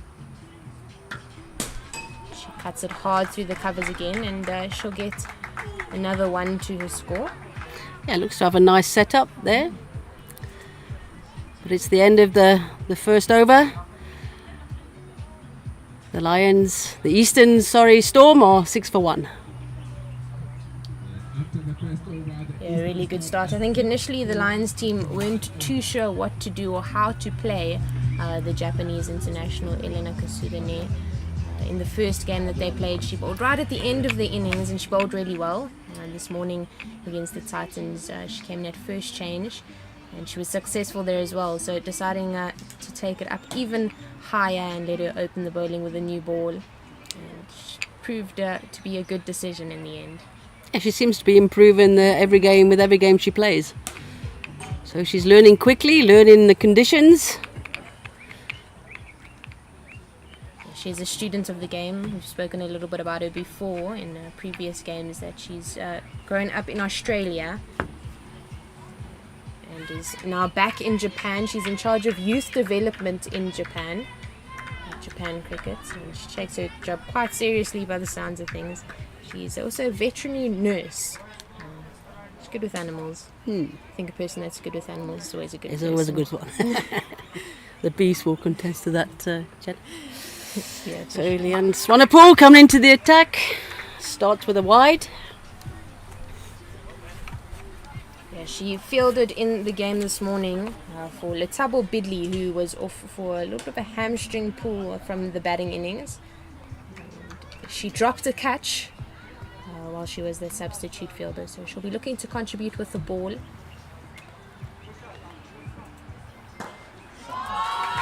Big shot there by the young Easterns player. One bounce for 4 over mid-on's head. And that was a wonderful cricket shot there. Clean contact with the ball. Yeah, sweetly struck there. Again, very little foot movement. The ball was in the right area. Just to strike down the ground. She knew mid-off was back. Mid-on was up in the inner ring. Decided to go over that mid-on. Actually, there's a change now. Mid-on's gone back and mid-off's come up in the ring.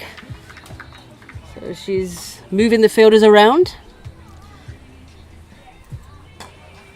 She goes up again, this time over mid-wicket, and Long-on will have to do a lot of work, but the skipper, Kanewe Makake, covers a lot of ground and cuts that off. So they just get through for 2. Yeah, looking to hit a little bit squarer this time around. But I like this, Jenna. There is still a slip in place. Nice attacking. Yeah, it is exciting. And third man has also come up into the ring. Oh, she's back again. Yeah, lots of movement. A little bit of indecision amongst the young Lions team.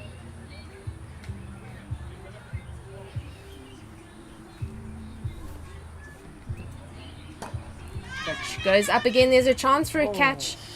But the fielder's on the offside. Not able to get any hands on that before it hit the ground. Yeah, looking to get away with that. And good movement there from the skipper of the Lions team. She brought that mid-off position up and almost came into play.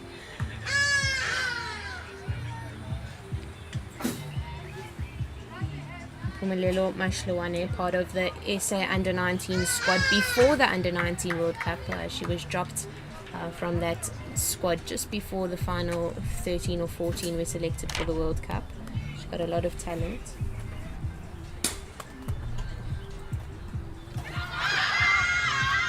Looking for the big drive there. Big appeal. But I think she hit the ground first. A little noise there, I think. But yeah, I think you're right, Jenna. I think she must have hit the ground. She certainly went for the shot, that's for sure. But again, you know, there's a 16 and 17-year-old at the crease there now. What an opportunity. We spoke about it earlier, what this global cricket tournament brings, and that's catching their dreams.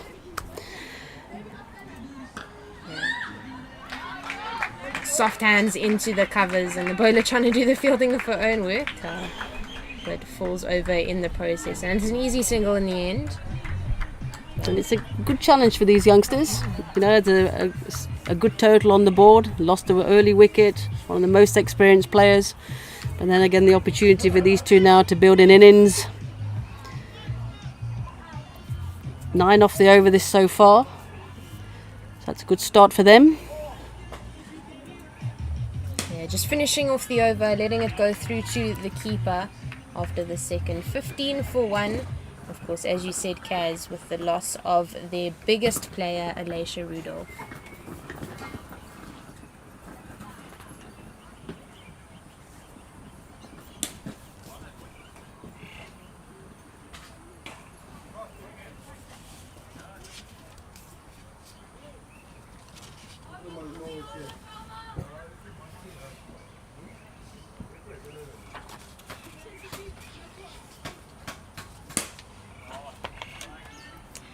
Elena Kusudane to continue from the golf course end. She has 10 caps for the Japanese international team, 6 wickets in those 10 games, with an economy of 6.14 and a best of 2 for 14 in her 4 against Hong Kong in the East Asia Cup at the end of 2023.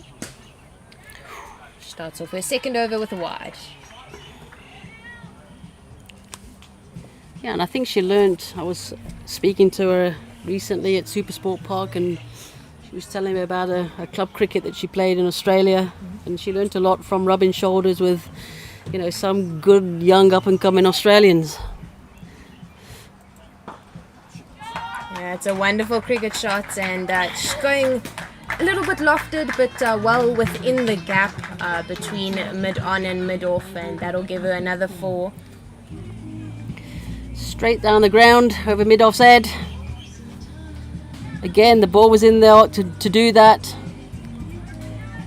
Yeah, both Thelma Makubula and Mpumelelo Mashloane very comfortable, looking to be very comfortable, hitting straight into the V. Both have wonderful natural swingers of the bat.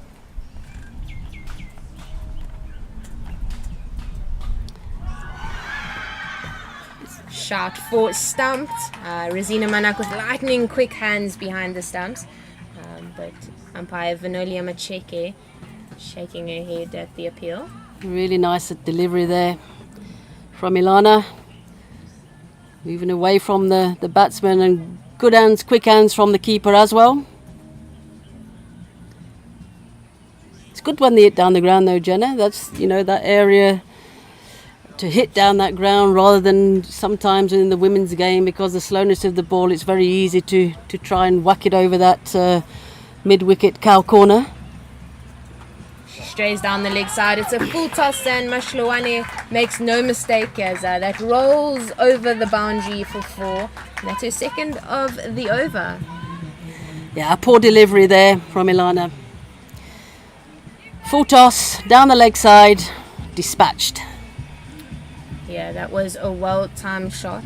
Just to comment on hitting square of the wicket, which is often on the leg side in any way, often the go-to in women's cricket.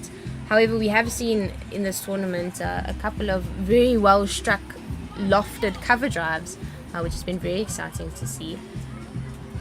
Which I think in world cricket, you're looking at your Meg Lannings, obviously our very own Laura Wolfart, looking in that area. Not actually top women cricketers look to do that in that area.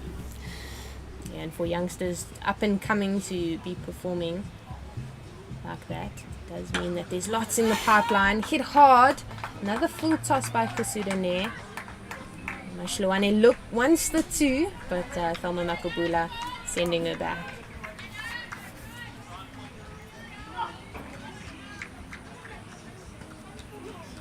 Yeah, I think that deep mid-on is a good position down there, rather at the mid-off up,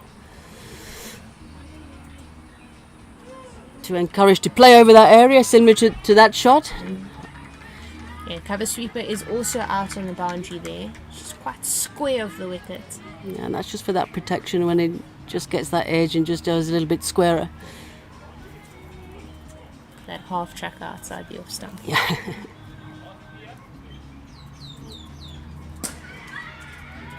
A little bit like that one. There was an appeal there from the keeper and the bowler, trying to deflect attention, I think, from the umpire, but it didn't work.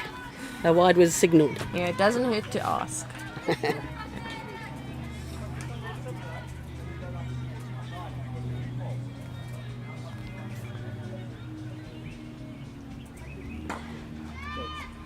Sweetly struck and over the head of mid-off.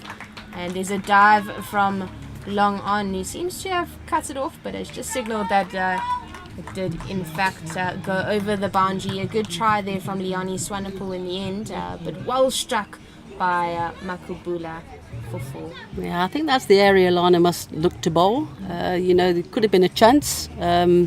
Just got over, try and tempt the batsman to do that. I'm happy with that. Could have brought a wicket. This time just went over the inner ring fielder. You almost need to be tempted to swap that fielder out at mid-off for someone who's a little bit taller. Yeah. one of the shortest players, the captain in fact, Kanewi Makake at mid-off. It makes sense why she's there, to support her bowlers, but being on the shorter side, a little bit of a disadvantage. Yeah, this is a good start here from Eastern Storm. Jenna, 3 overs, 10 runs and over, 30 for 1. So they're certainly up with the run rate at this stage. They definitely are on par. Yani Swanepoel to continue from the clubhouse end. Shluwane looking to go through the covers, but finds Tuto Tubedi, who took 2 wonderful catches in the game this morning against the Titans. She was also part of she bowled. She got LBW dismissal, so she is also an exciting player to look out for. Field work was excellent this morning.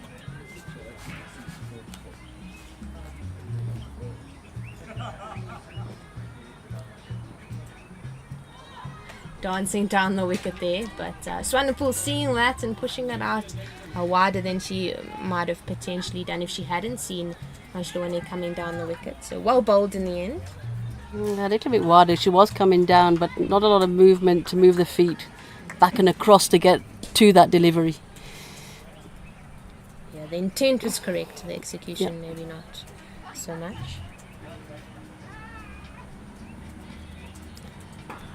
She's extracting some nice bounce here. Yeah. You know, she is tall. She's getting some bounce out of this pitch. Yeah, she's improved so much over the last couple of months. Played some school cricket. I coach a school team in the school Gauteng CGL League. And she plays, not for my team, but for the opposition. And she tends to be a bit of a sprinkler. She's done quite a lot of work with her coach Yulani Fourie over the last few months. And she looks to have improved quite a lot, as she's shown us now as she beats the bat of Mashluwane again. Yeah, try to work it there on the leg side this time.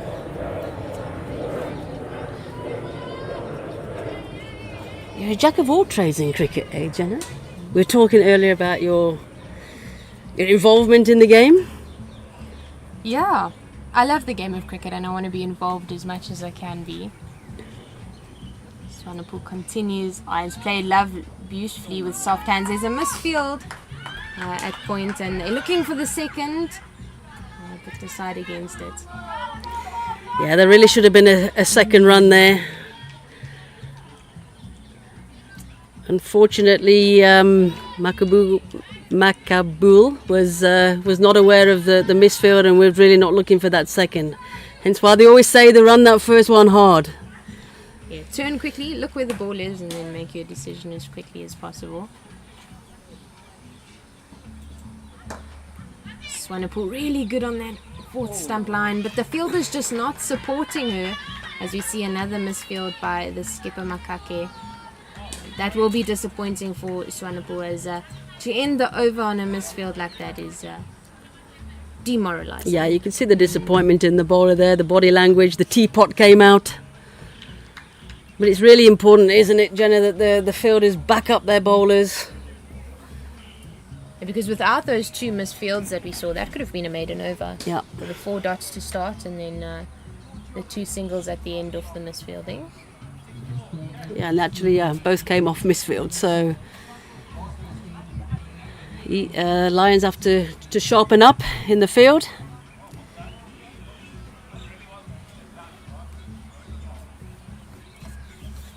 We see Kanewi Makake coming into the attack from the golf course end. The skipper, she tends to bowl a lot of cutters into the wicket.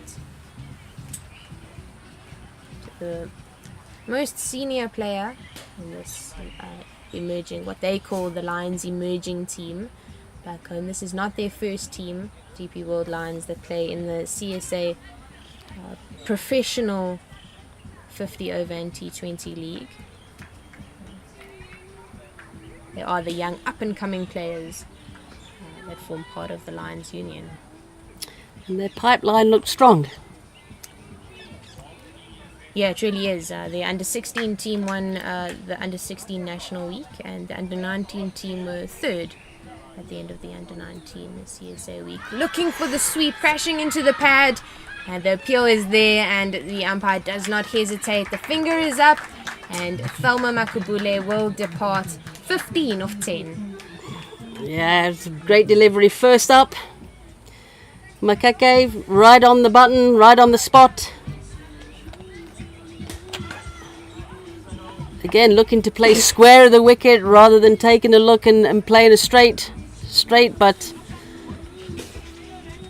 full and straight. The finger comes up. And Mesli Goraze is into the crease. She's a bit of a pocket rocket, isn't she? A few around today. Yeah, definitely.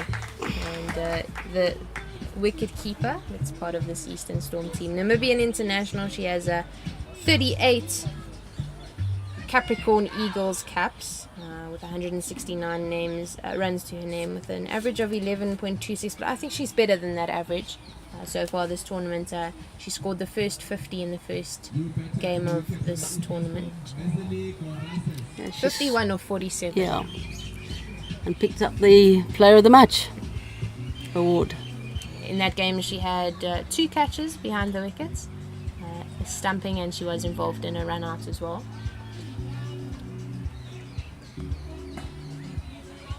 She was bought by Easterns as a wicket keeper, and when she arrived on the scene and they asked her to introduce herself, she said she was a top order batter and an off spinner.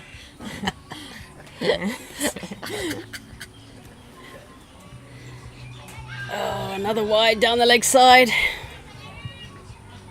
Yeah, one of the South African born and bred coaches, Francois van der Merwe, he used to coach the Northwest Dragons, and he was very successful when he was working with that team in Potchefstroom. Has the job as the head women's coach in Namibia, and he has recently changed Mesli Goraze up and got her into off spin, but she obviously still has the talent of an exceptional keeper. It's a bit like a Donovan Ferreira then. Played with soft hands into the point region. Good fielding by Tibedi as she restricts them to the single. Innings is underway. But what a nice thing to have, Jenna. 3 disciplines. A bowler, keeper and a batter. So I'm sure she's always going to feature in a game.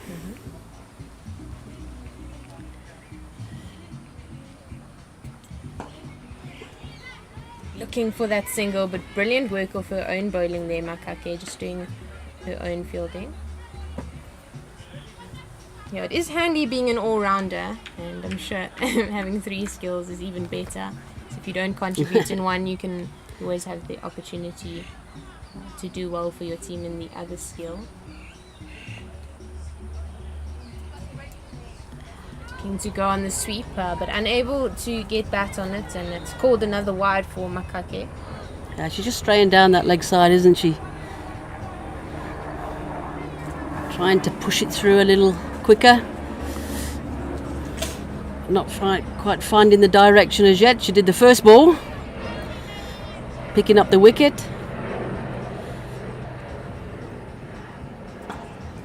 Oh, well struck there to that long on region. Generally Libba on the fence there doing the work. She gets it in well. A brilliant piece of fielding. Big dive to the left. She's congratulating herself out there. She's an exciting player. Yeah, it's well fit. Batted really good earlier on in the day. Yeah, some really good form with the bat against the Titans. She had a couple of long balls. To signal 4. So unlucky there for Luba on the boundary. Great effort.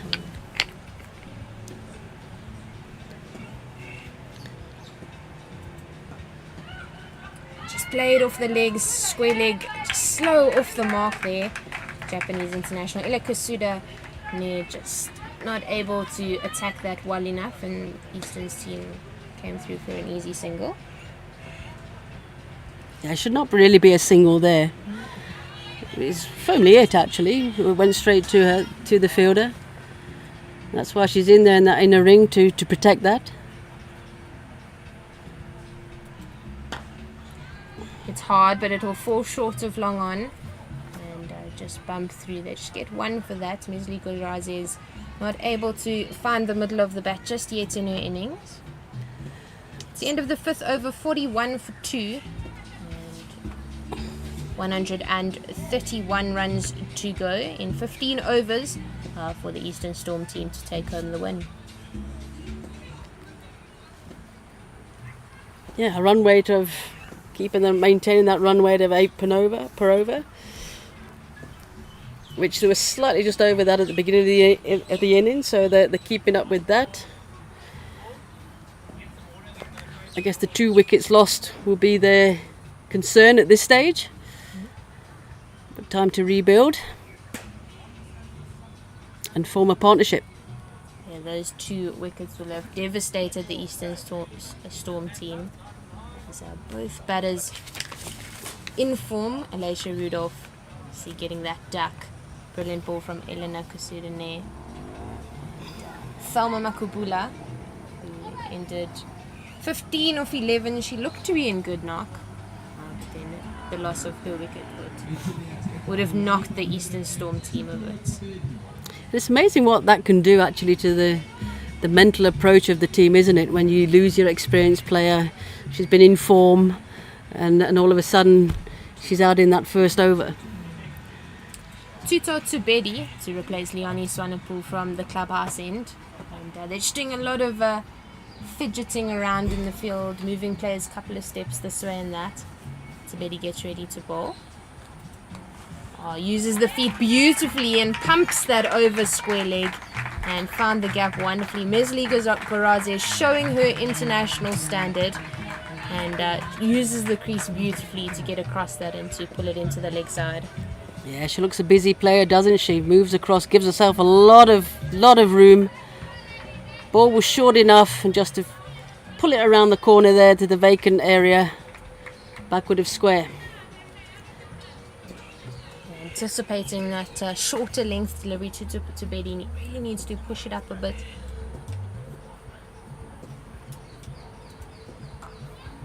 Yeah, short outside the off stump and played off the back foot. She's looking for the second, and that's brilliant running. They're looking for the third.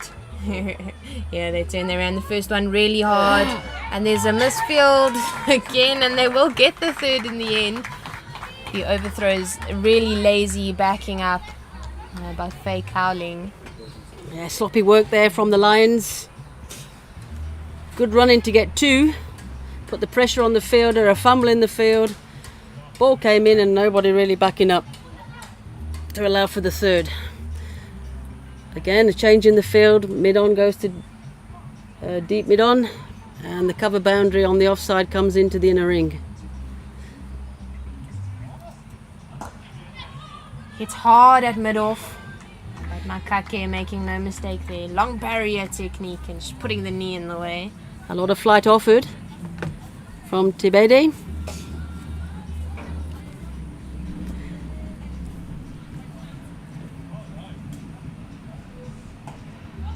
It's hard across the line, went down on the knee for that slog sweep, but generally Libba out at cow corner. The big arm, just one bounce into the bowler, and Mashluwane will need to settle for one. Just one away from the half-century mark, Eastern Storm.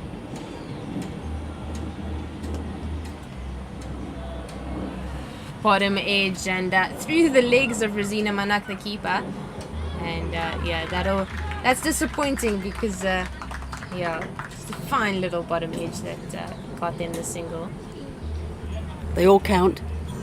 Runs are runs, you're absolutely right, guys.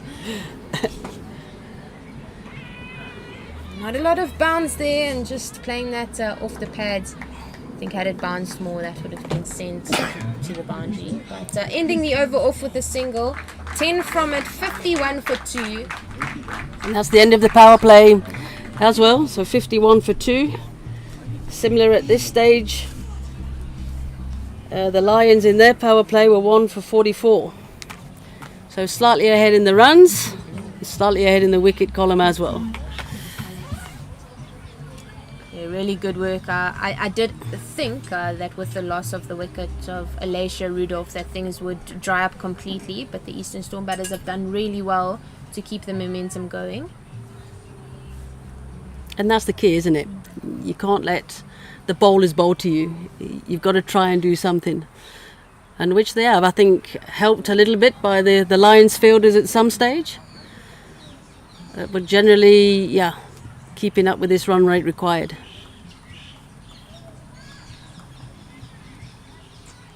Lots of changes in the field. Long on and long off out, as well as cover sweeper. Cow corner comes up.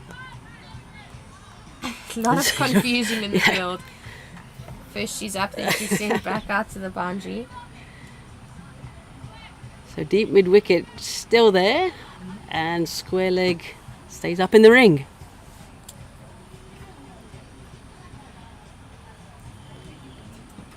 Makake starts off and it crashes into the pads of Mashlewane, who's looking for that single. There's a chance at a run out, an appeal from Cow Corner, but safely home. Mashlewane got very excited there. It's all happening. But like the intent of looking for that run.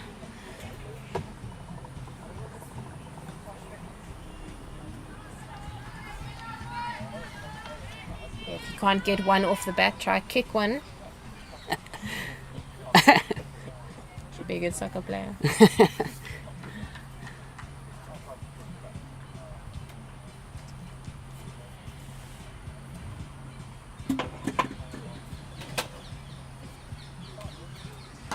Oh, good cricket shot down the ground.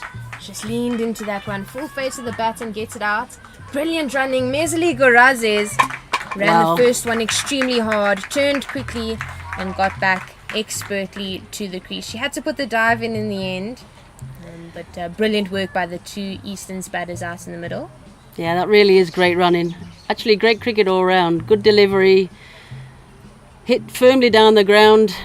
Supposedly just for that one, but the awareness of Garazes really for that second was really, really good. Wide outside the off stump and given a wide. And that's the fifth so far in the Lions innings. Makake has contributed three of those extras. And disappointing for them because game one, they were very disciplined, just one wide in their whole bowling innings. Ooh, tried to guide it down there to the vacant third man area. Nice little deft touch it would have been, but didn't manage to connect. We saw this morning the Titans played against the Lions team and they used that third man guide to their advantage, especially when third man was up in the ring. Victoria Hamuniela, the Namibian international, was chasing quite a lot at that third man region. Chipped up and out too long off for one.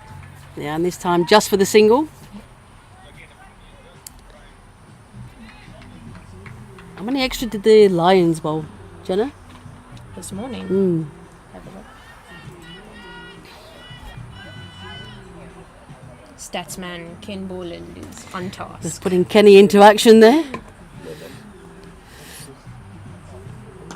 Good ball there by Makake, but Guraz is squeezing it out to that boundary fielder, Jenali Liba. Get through for the single, but well bowled. Yeah, if she keeps it in that area, then the batsmen have got to make something of it. You've got your cover down there, so it's always really just going to be a single, which is what they want.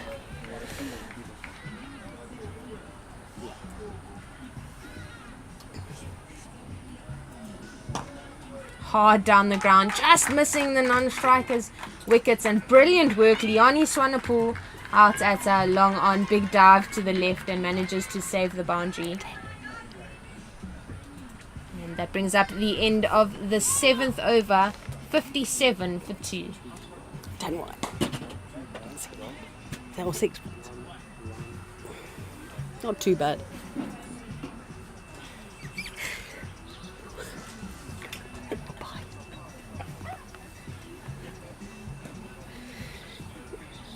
Kenny giving us some hand actions there to the side of us, with letting us know the state of extras being delivered. Thanks, Ken, for that. You could be a mum.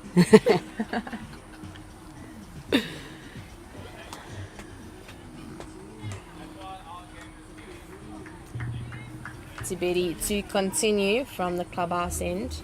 She went for 10 in her first, a little bit expensive.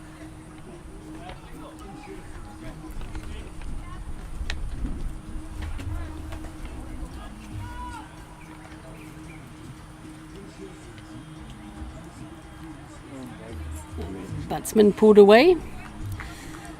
Something in the eye, Mashluane.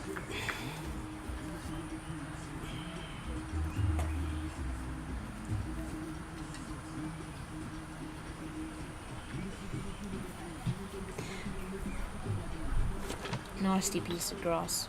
It's nasty when it gets in your eyes, isn't it? Could have been a fly. That's true. Pulled across the line, but finding Faye Cowling at mid-wicket for no run. Faye Cowling batted really nicely in the first game against Eastern Storm, but she had to retire hurt for a back injury, and she was left out of this morning's game against the Titans.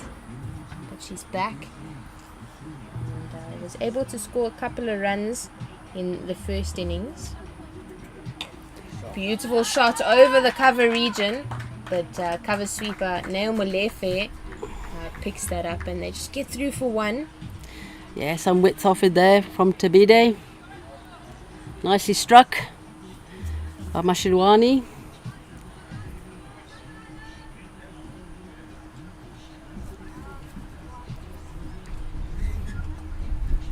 Lots of stops in play. A bit of a stop-start over this one. This time from the bowler. Maybe just checking on that batsman, not leaving the crease. Looking for the sweep, crashes into the pad, and that's middle of middle. Vinolia Macheke making no mistake there. Doesn't even hesitate. Triggers, that finger goes up, and that'll be the end of Mesli Gorazes. She is an exciting player, but just making a mistake, planting that front foot straight down middle as she tried to play across the line, and she departs for 11 off 6. Yeah, another big wicket. Again, trying to play square to a straight ball, playing across the line. And as the case is, if the batsman misses, the batter misses, then the bowler hits. Okay, Nice and breezy innings though from the Namibian international. And her wicket brings on the other international for Eastern Storm, Erika Oda, 36 years old, 24 Japanese caps, 421 runs, an average of 20, so not too bad at all. High score of 48. She's not been able to get to that half-century mark yet in the T20 format, but we saw her play a really responsible innings in the first game of the tournament against this team. My first viewing of her, so interesting to see what she can do. I don't think she's 36 years of age, but not been playing that. Yeah, she's only been long, playing cricket for 5 years. And, we have, this will be the third time I'm saying it on air, but I'll say it again. Say it again. She played baseball all her life and decided she needed a break from that, so Googled the most popular sport in the world, and cricket is second. So she chose that and hasn't looked back since. Good decision. Definitely. She's not bad at it. Looks to go across the line, and she takes it all the way from outside the off stump, but will only get one for her efforts. Robin Dormal doing the work at long on, just gets it in for one. Yeah, good connection, but again, just be careful of taking that far outside off stump actually towards the leg side. In the first game of the tournament, she scored 27 of 29, and it was very responsibly and well put together innings in their victory over the Lions. Gets hard across the line, but straight to the fielder, Jenny Liba out at cow corner, and they get through for another one. Yeah, this is a good comeback over here from Tabide. Just the 3 runs coming from it, 10 off a first over, and picking up the wicket.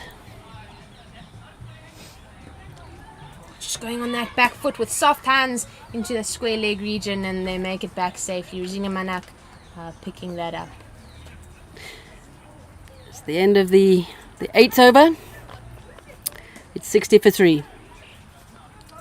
Yeah, as you said, Kaz, a really good comeback over. Just 4 from it for Tibeti after her first going for 10. And we'll see them complementing themselves, the Lions, with spin from the other end as well in the form of Samantha Swanepoel. And she was really slow off spin, makes the batter think a lot about what they're doing, whether to go forward or back.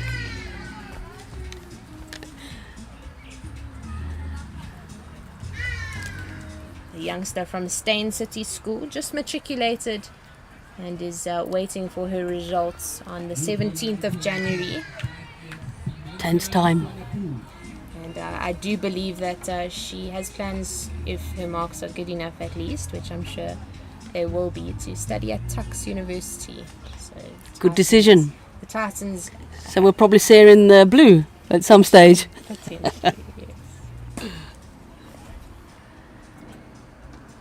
Cut away nicely, but finds the fielder Tutotsi Bedi at point. They're playing and coaching at Tufts myself. It will be really exciting to have a player who has played a couple more games than just school cricket. Yeah. Samantha Swanepoel has grown up playing all forms of junior provincial cricket. Ooh, lots of air given, offered there. But no really movement of the feet to move to the ball. Stayed in a crease. Actually, I'll give you a story, Jenna. So actually, when I first came to South Africa in 1998, I know it was a while ago, but I actually came to coach and play for the University of Pretoria. Yeah, that's cool. And they paid you properly? Not really, no, but it was the experience at the time. The experience is the name of the game in cricket. Swanepoel just pushing Erika Oda onto the front foot. She plays it with soft hands after she completely missed the previous one and gets herself off strike. Yeah, this is going to be difficult for the batters to really force the pace. There's no pace on the ball at all. Lots of flight. And it just dips right at the last moment, as we saw there. Mashlawane waiting very well for that one. And just bunts it out too long on to get the single. One ball left in the over, just two from it so far. And I think it's to have the confidence also to move down the wicket to meet the ball. Yeah, and she uses her feet really nicely there, as you're calling the play in more ways than one, as it's just collected out at long on for one. And that is the confidence we want to see from Erika Oda. Yeah, and just by doing that, then she's made it into a full toss, which makes it easier to strike the ball. And that is the end of the 9th, 64 for 3. As the two of us have just 6 balls left in our commentary stint for the day, and we will be replaced by Ken Borland and Emma Venter. It's been a pleasure, Jenna. It really has. Enjoyed it? Yeah. Got to see this game through, though. Yeah, we'll definitely. Well, Kenny and Emma will, but I'll be next door if you need any stats or anything like that. Victoria Hamunyela for the Lions, off spinner from Namibia, just 20 years old, 51 T20 Namibian Capricorn Eagles caps. A lot of experience for a 20-year-old. Oh, she pushes it really wide. Yeah, it's a she'll drag have to down. rebuild that one. bit of nerves coming into play there, I think.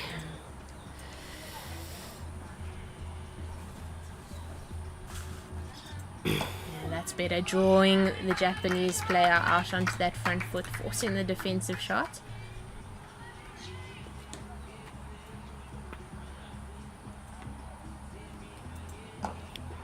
Oh, looking for that big swing is Erika Oda. She's definitely capable of it. She needs to keep her head still. Watch the ball, let it get into her arc. Short outside the off stump and cut away expertly by Oda, and that will bring up a 4 for her. She'll be very pleased with that. Yeah, this time she waited for the ball, rocked onto the back foot and cut it away there for a boundary 4.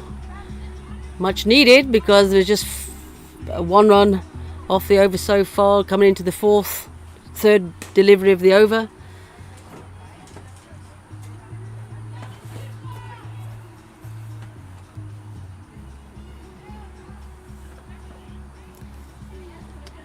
A couple of changes and fidgeting around in the field.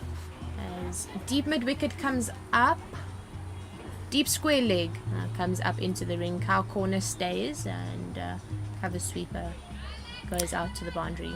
Yeah, the protection down there for on that offside. Should she stray down there offside? And hit well and bisects the fielders on the leg side boundary. Long on and cow corner had no chance there. A flat batted shot. It cracked out the middle of the bat. Erica Oda earns herself another 4. Yeah, it's a wide delivery way outside the off stump. Beautifully hit to that vacant mid-wicket area. Split the fielders again, but nicely struck. Nice contact.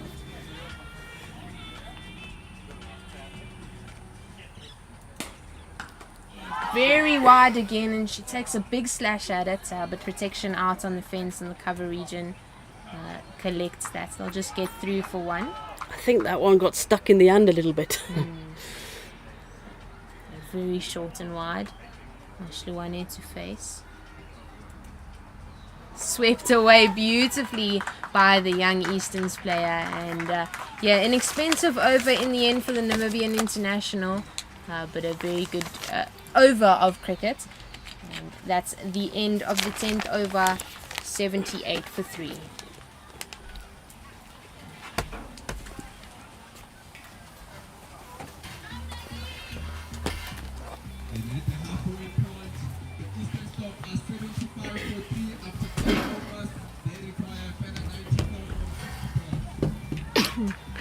Thanks very much, Jenna and Karen, and welcome back to Emma Fenter.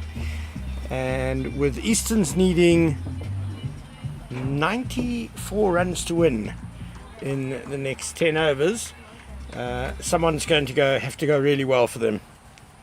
Yeah, no, I think it's definitely on par with being doable. I think Easterns have batted exceptionally well considering the target of 171.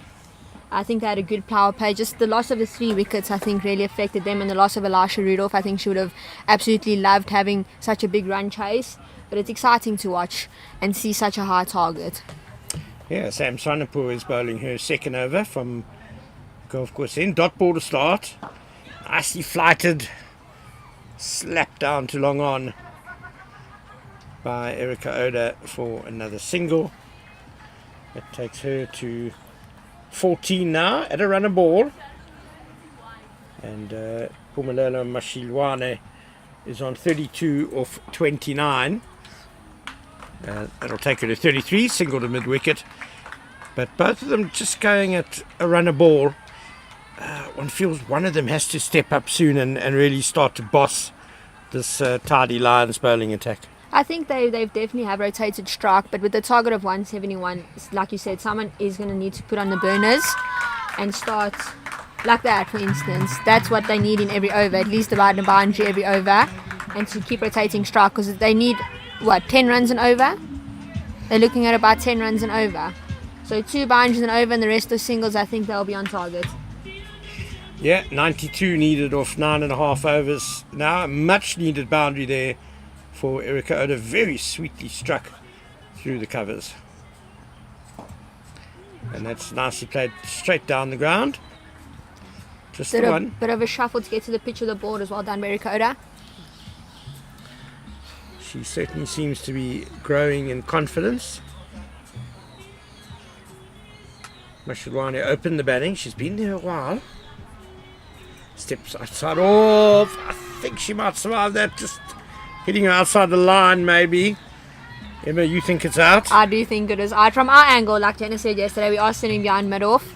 But from our angle, that looked a bit out. But could also be correct. Just pitching outside the line slightly. Yeah, she has stepped quite far across. Although you're more in line than I am. But a close shave. I think the Lions will be disappointed with that one. I think they are looking for these wickets because they have not won a game yet. Yeah, this is a very big game for the DP World Lions if they're going to have any hope of winning the inaugural Global Cricket Tournament title. They have to win this afternoon. They'd like to win with a bonus point as well, especially since the Titans have got 2 from 2 in terms of bonus points. 85 for 3, so 87 runs needed from the last 9 overs. They've definitely done well this game. I think they definitely did bat well. I mean, 171's been the highest score of the tournament, and I'm hoping to get an even higher score for the rest of the tournament. I want the Titans ladies to bat first in one of the games to just see what the other team might be chasing. They got the key wickets in Eastlands. I think if they break this partnership, it might be the end for the Eastlands players. You and me both, Emma. Also keen to watch Titans back first. Hamunyela is continuing. Oh, that's very wide. Yeah, I think she's dragged a few past that offside wide line.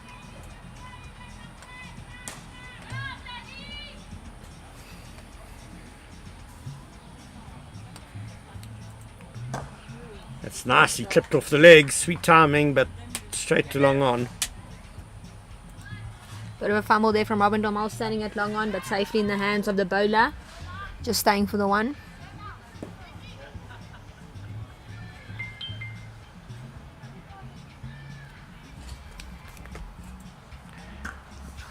It's a meaty cut shot. Some work for the cover sweeper, Malefe. Does it a good clean job there on the boundary. This is a better over from Hamunyela. Went for 15 in her first. Chipped to cover and out. Samantha Swanepoel lunging forward there to take the catch, and Hamunyela has made a vital strike. I think that's the breakthrough for the Lions. I think they needed a wicket now. They've broke the partnership, got the in batsman. Yes, low 1.5. It's going to be 89. So Victoria Hamunyela, victorious, gets her first wicket of the innings. Nicely flighted, it was a leading edge actually, as Bashir Rouane tried to flick it away leg side again. It was definitely the right shot, but just unfortunate. A bit of a leading edge, as she said, and she goes for 34 of 33 balls, so it's been a good hand by the opener batter, but there's a lot of work for Easterns to do to win this game. That leaves them on 89 for 4.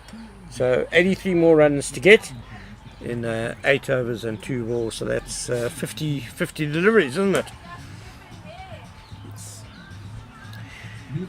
I think the Easterns are definitely going to have to pick up the antics now. They can't leave the field wondering. They're going to need at least 2 boundaries and over now to achieve the target. And to have a new batsman at the crease is unfortunate for the Eastern Storm. But I think the Lions will be proud of their performance today. That new batsman is Mika van Voorst, who bowled nicely. Get to see her batting now.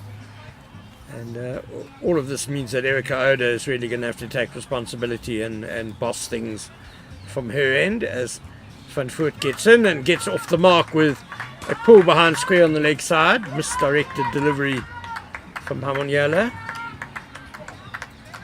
Japanese international doing work on the boundary. She had a lot of ground to cover, but she made it in the end. And the Eastern Storm ladies make it 4-1.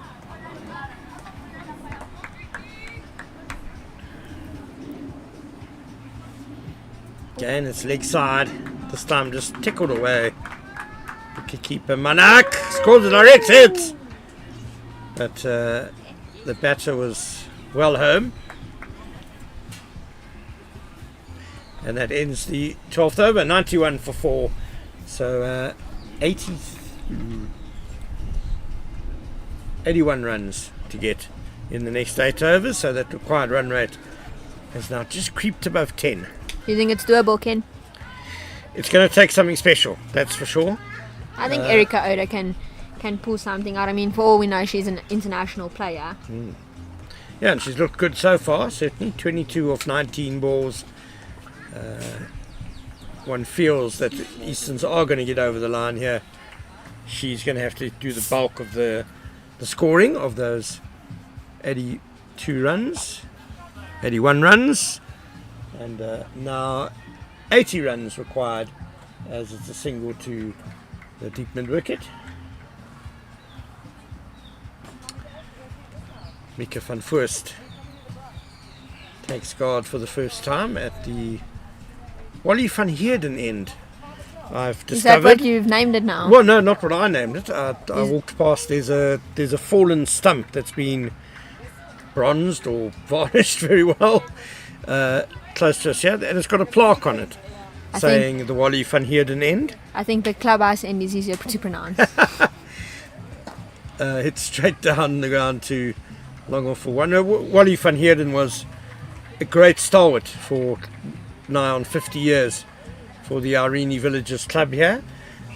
Also a board member for Titans Cricket for a long time. So very fitting that he should be remembered that way. As the catch goes down, a tough caught and bowled for Swanepoel. That was it very firmly back at her. I think as a bowler, when you see those coming back, you don't know if you want to duck or stick your hands in the way. The desire for a wicket compared to the desire for self-preservation. Sam did well to get her hands up, but unfortunately just let that one slipping down. This time Odegaard's well clear of the bowler, well overhead. It's a super shot for 4. It's nothing like hitting a bowler right over their head. Best place to go on the field, probably. It's the safest place, especially their long on and long off are quite wide. As you can see on the screen, there's no one in the screen right now, so it's a safe option. And if the spinner just pitches it up full, I mean, it's the best option. This is outside off, and again Oda goes beautifully straight. One bounce to long off this time, who ran across. So Oda striking the ball nicely. She's on 28 off 23, but boundaries, as you say. Won this over. Can the Easterns get a second boundary in this over? Slog swept and on the bounce to the wide man on. Thoughts of a run out, struggling. Oh my word, that's such a pity. A misunderstanding. It's a beautiful piece of work by Faye Carling there. You know, she is a tall player and she is injured, so to get down, as I said, she's very tall, so it takes her a while to get down. Pick it up cleanly into the keeper, great throw, and then keeper to take the stumps off. Riza Manak did well behind the stumps. Bit of a fumble in the field from Faye Carling, but she recovered and got the wicket in the end. I think Erica Oda will be disappointed. I think Eastern Storm are relying on her to carry this match through, but unfortunately with the loss now, we have 2 new batsmen at the crease. I think it's going to be difficult for Eastern Storm to come back from that. Yeah, it was probably an unnecessary run, really. Faye Cowling would have had thoughts of the catch first, because it got to her on the bounce. It was awkward, but she managed to stop it and recover really quickly. Unfortunately, I think Mika van Voorst, in the panic of nearly getting out, set off for the run as well, and Erica Oda just couldn't make it back in time. So she is run out for a bright 28 off 23 balls with 4 falls, and Easterns have now slipped to 98 for 5 after 13 overs, so they need 74 more runs in the last 7 overs, so the required run rate just goes up another integer or 2 above 10. Yeah, it's sad to see her going. I think Easton's are thinking the same thing. Like you said, it wasn't the right call. It shouldn't have been a run. They should have just stuck the over out and got in the 2 boundaries in the next over. But we have a new bowler to the crease. Jenna Lee Libba. We have not seen her bowl once this whole tournament. If I'm not mistaken, she is an off spinner. Jenna Searle was saying she rates her bowling. That very round arm action, hides the arm behind the back and then slings it down. It's a good start by Libba, whose batting has been really impressive in this tournament so far. Let's see how she goes. I was just going to say, if she bowls like she bats, Easton's might be in a bit of trouble, yeah. For sure. It's a nice hit down to Long On, who comes in quickly. Dormile, just a single. Protection for Libba at quite a wide long on and fairly straight long off. There's a deep cover and a cow corner come deep mid wicket on the fence. Mentioning the wide long one, I think they should just bring her about 5 steps left. She is very wide, yeah. You almost wonder if it's between two chairs there, between Cow Corner and Long On proper. 100 up for Easterns with that wide.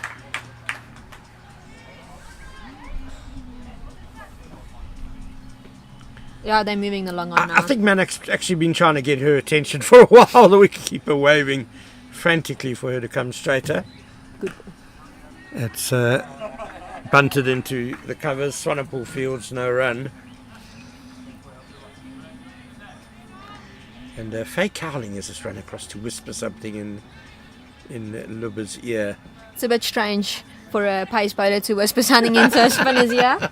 Bouncer, is that what she said? Probably. Flat batted straight up into the air, and That's cover right. point safely takes the catch.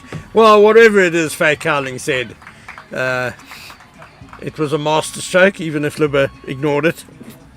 Yeah, I think we should start listening to our pace bowlers from now on, guys.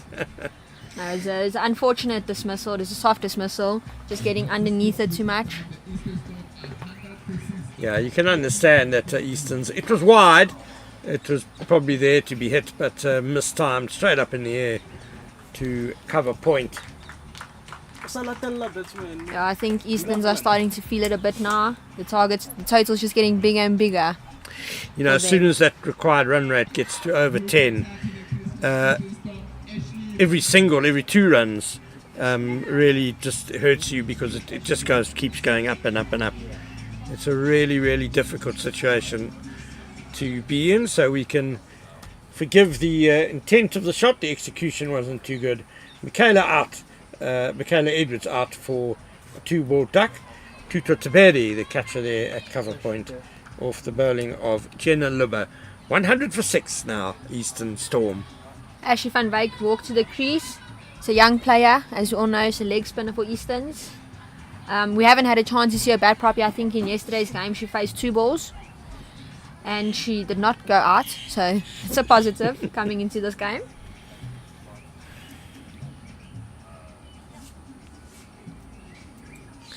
Dragged down a bit. Van Wyk's pull can't beat the quite straight mid wicket.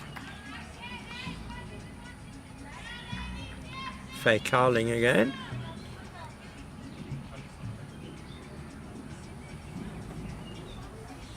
Nicely flighted off the outside half of the bat.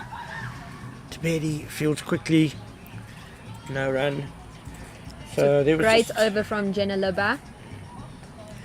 There was just a little period when Mashiliwane and Erika Oda were going well, with the Lions fielding just got a little bit untidy. It's like they lost concentration a bit, but they seem to have picked things up a bit again now as we head into the last 6 overs.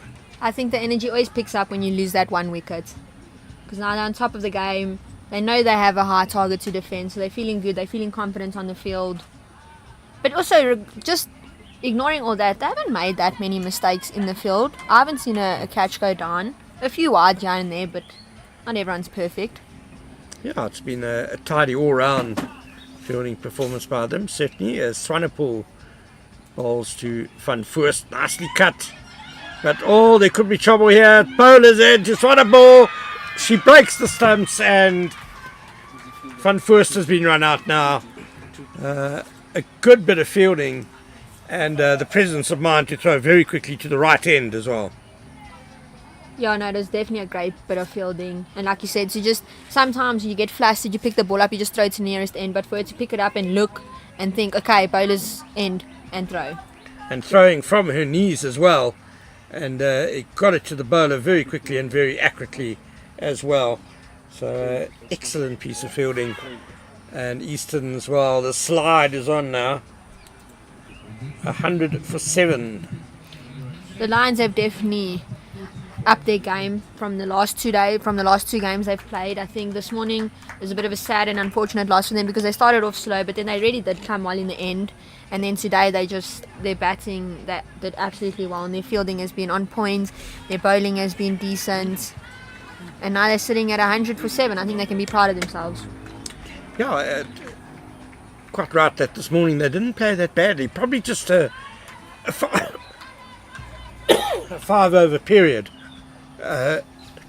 after the power play where things just went a bit quiet. with the bat after a good start, and just saw them get a bit behind the 8 ball. It's been quite a few run-outs this tournament already.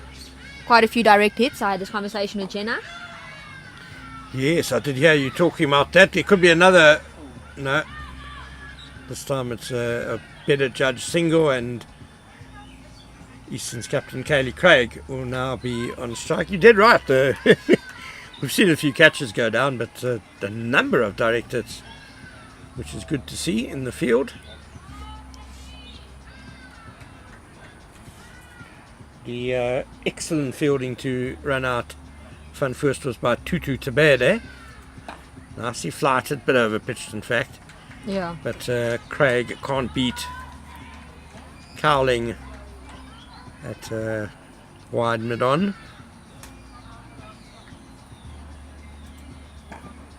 An extravagant flight. I think this is that dry period that Lions had this morning. We drop a few wickets, and then for 2 to 3 overs, 4 overs, it's just the dots just keep coming and coming. And you're just thinking to hit big, you want to chase down a high total, but then you end up not strike rotating. Oh, bad misfield. Been misfielded down on the long on boundary, which allows them to get a second run. Yeah, it's definitely more punishing though when you're chasing a stiff target. Yeah. You really can't afford to have a few low return overs. That's the end of the over. The 15 gone, 103 for 7. So Easterns need 69 runs from these next 5 overs. And as we were talking about just a little earlier, Emma, that run rate has suddenly now leapt the required run rate to above 12. I think it's smart from the Lions ladies to bring on 2 spinners, because now they know the Eastern's women have to generate their own pace. They have to hit big. So to bring on a spinner, it's hard to try and get them away. The ball's turning. There's no pace on the ball. So I think this is smart from the ladies. Libba continues from the Wally van Heerden end. Nicely flighted, and still Van Wyk goes on the back foot. Gets the pull away for a single. Yeah, we've seen in T20 cricket generally just how effective spin can be, even in the death overs. Yeah, it's very different to men's cricket. You don't put a spinner in men's cricket in the last over. Well, sometimes they do. I mean, there are those really superstar spinners who can bowl at the death, who are good enough to do it. And as you say, the batter always has to generate their own pace on the ball. That's nicely cut away. But Malefe. I don't know if keeps you it to one. noticed, but Naomi Malefe is not standing on the boundary. She's standing about 10 in. It's clever from the Lions. Yeah, it will take a really, really good hit for someone to hit it over her head at deep cover. It's about maybe 2/3 of the way back. Bit short from Libba. Cut. Swanepoel slows it down. Looking in for fact, 2. Chance. In fact, if she hadn't got a handle, it might have just been 1. The slowing it down made it 2 for Easterns. Almost another chance at a run out, but Kaylee Craig was safely in. Like you said, I think if the hand wasn't on it, it would have only been 1.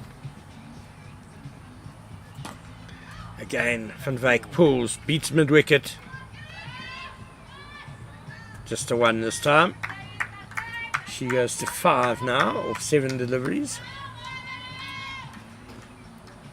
Craig is on 3 or 4 balls.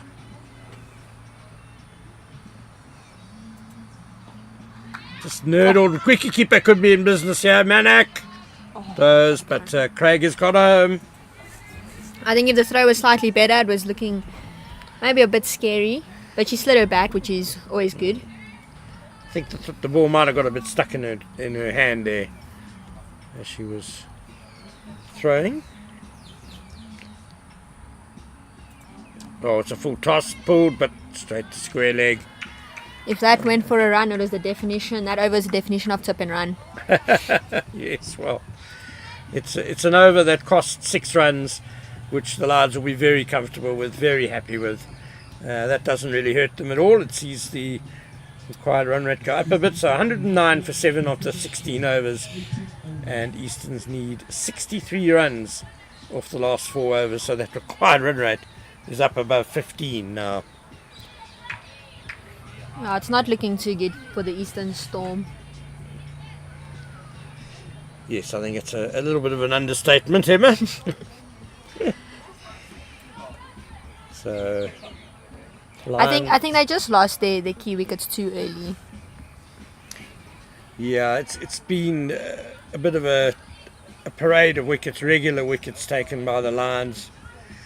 No one able to go beyond Mashalwani's 34, 28 from Erica Oda. She was run out. I mean, that was a big turning point and probably the key moment as far as Easterns are concerned.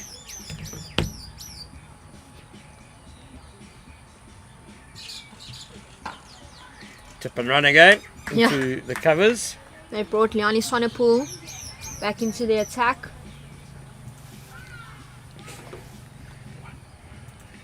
Busy action, runs in quickly.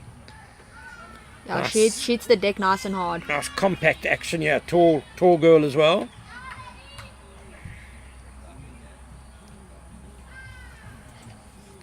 Swing and a miss.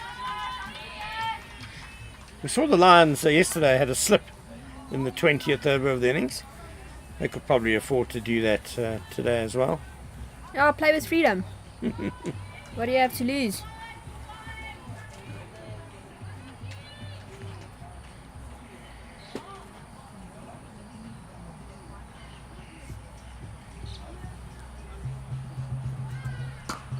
Slapped just over cover. They'll go through for a single.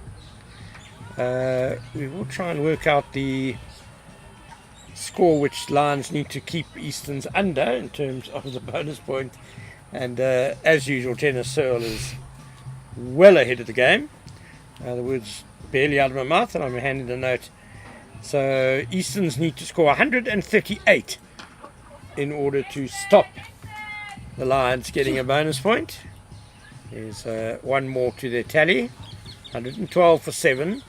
Liani Swanepoel playing a bit of soccer there on the pitch.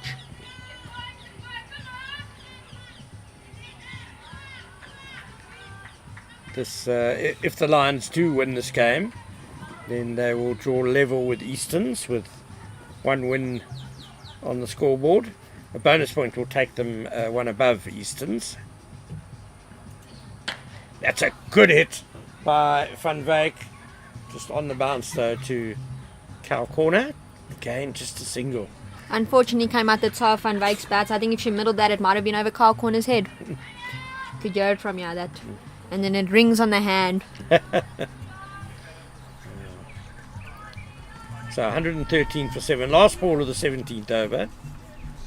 Liani Swanepoel, she's delivered a tidy over. 4 runs so far.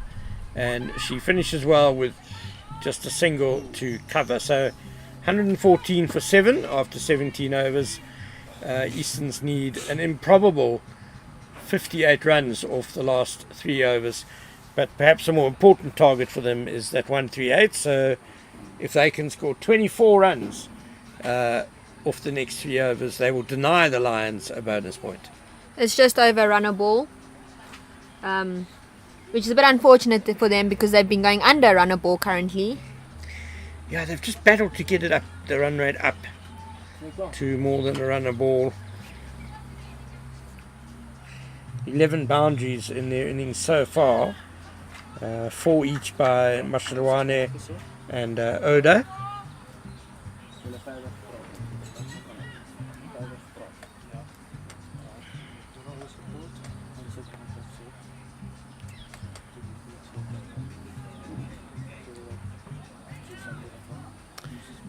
As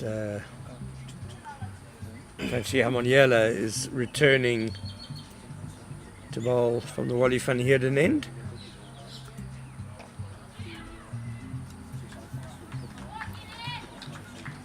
Just a single again.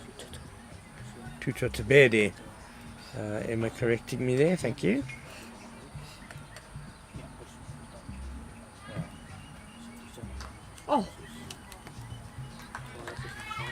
And a miss. So we said 11 boundaries scored by Easterns so far in this innings. The Lions scored 22 fours and 2 sixes in their 20 overs. So there's one difference. Yeah, it's a between massive the two difference. teams. It's a massive difference.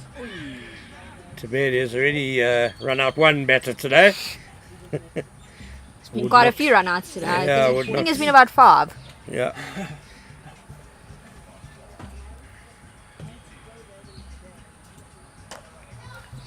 Cut away through the infield to the cover sweeper. I think now Malefa has stayed on that cover sweeper region the whole day and she's done exceptionally well. Yeah, she seems very happy out there in the outfield, doing her work efficiently. Oh, inside edge, just past the stumps. Fine leg full field. Kusudanan doing the work there.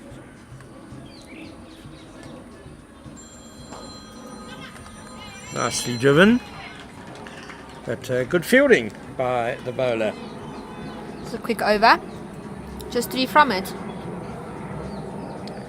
So 117 for 7 with 2 overs remaining.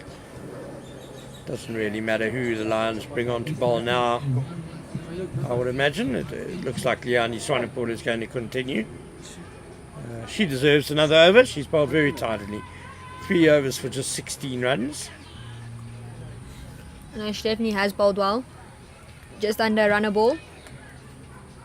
Kaylee Craig to face her. I don't even think the Lions know about the bonus points. Oh, I'm sure their coach would have passed on a message.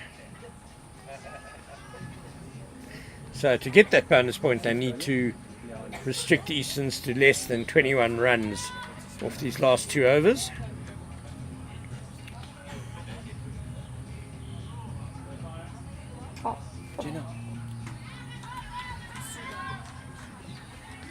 It's Matsuda Nan who has returned to the attack. She's bowled well in this game, although she took the new ball and went for 21 today in the first 2 overs, but did take a wicket. That's cut away nicely between short third man and backward point. And they do come back for the second. Yeah, a bit of an expensive first over she had.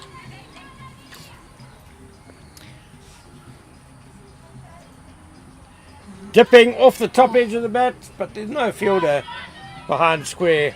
Easton's pushing for 2. Close. Chance, no chance. Yeah, perhaps Kusuda Nan asked to open the bowling, which she hadn't done before in this tournament, maybe just unsettled her a bit.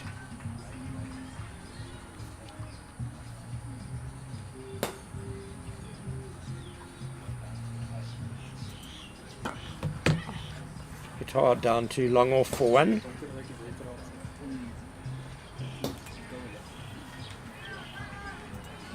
They just aren't picking the gaps to find the boundaries.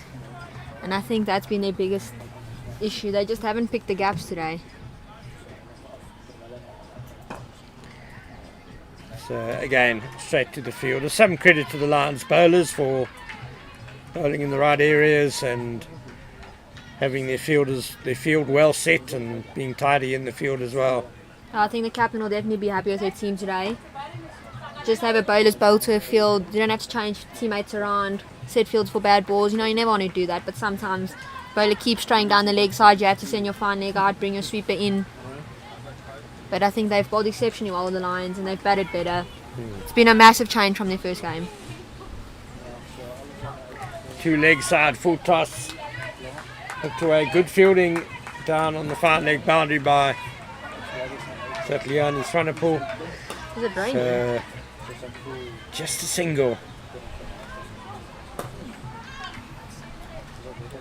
And yes, it's been a much improved day for the Lions. Even in defeat against the Titans this morning, they put up a decent showing.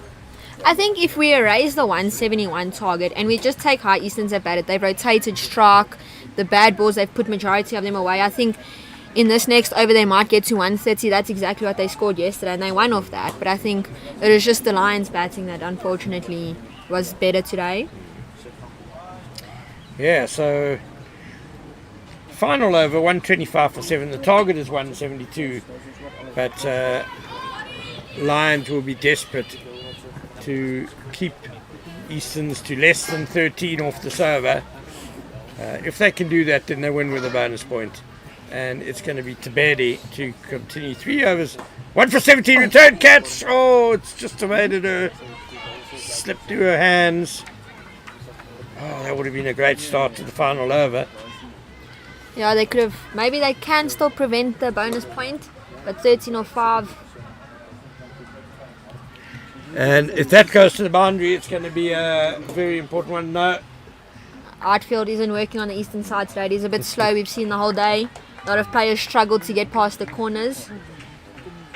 Yeah, it is quite a thickly grassed outfield, and we had a little bit of rain on it yesterday. Pulled away, but without great timing to square leg just for 1. Still great strike rotation. You did straight to the field and you drop and run. Well, I think the Lions are content just to give them 1s. They're not too fussed. Chopped away again, that'll be 1 more.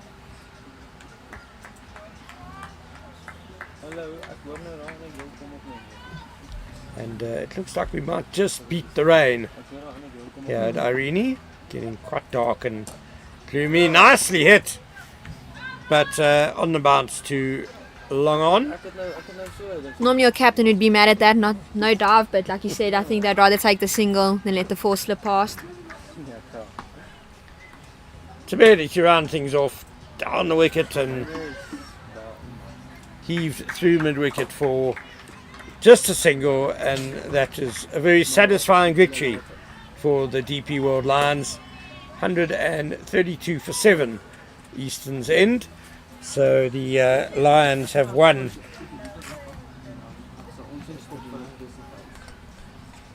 this global cricket tournament match by 49. No, just get the math right, John.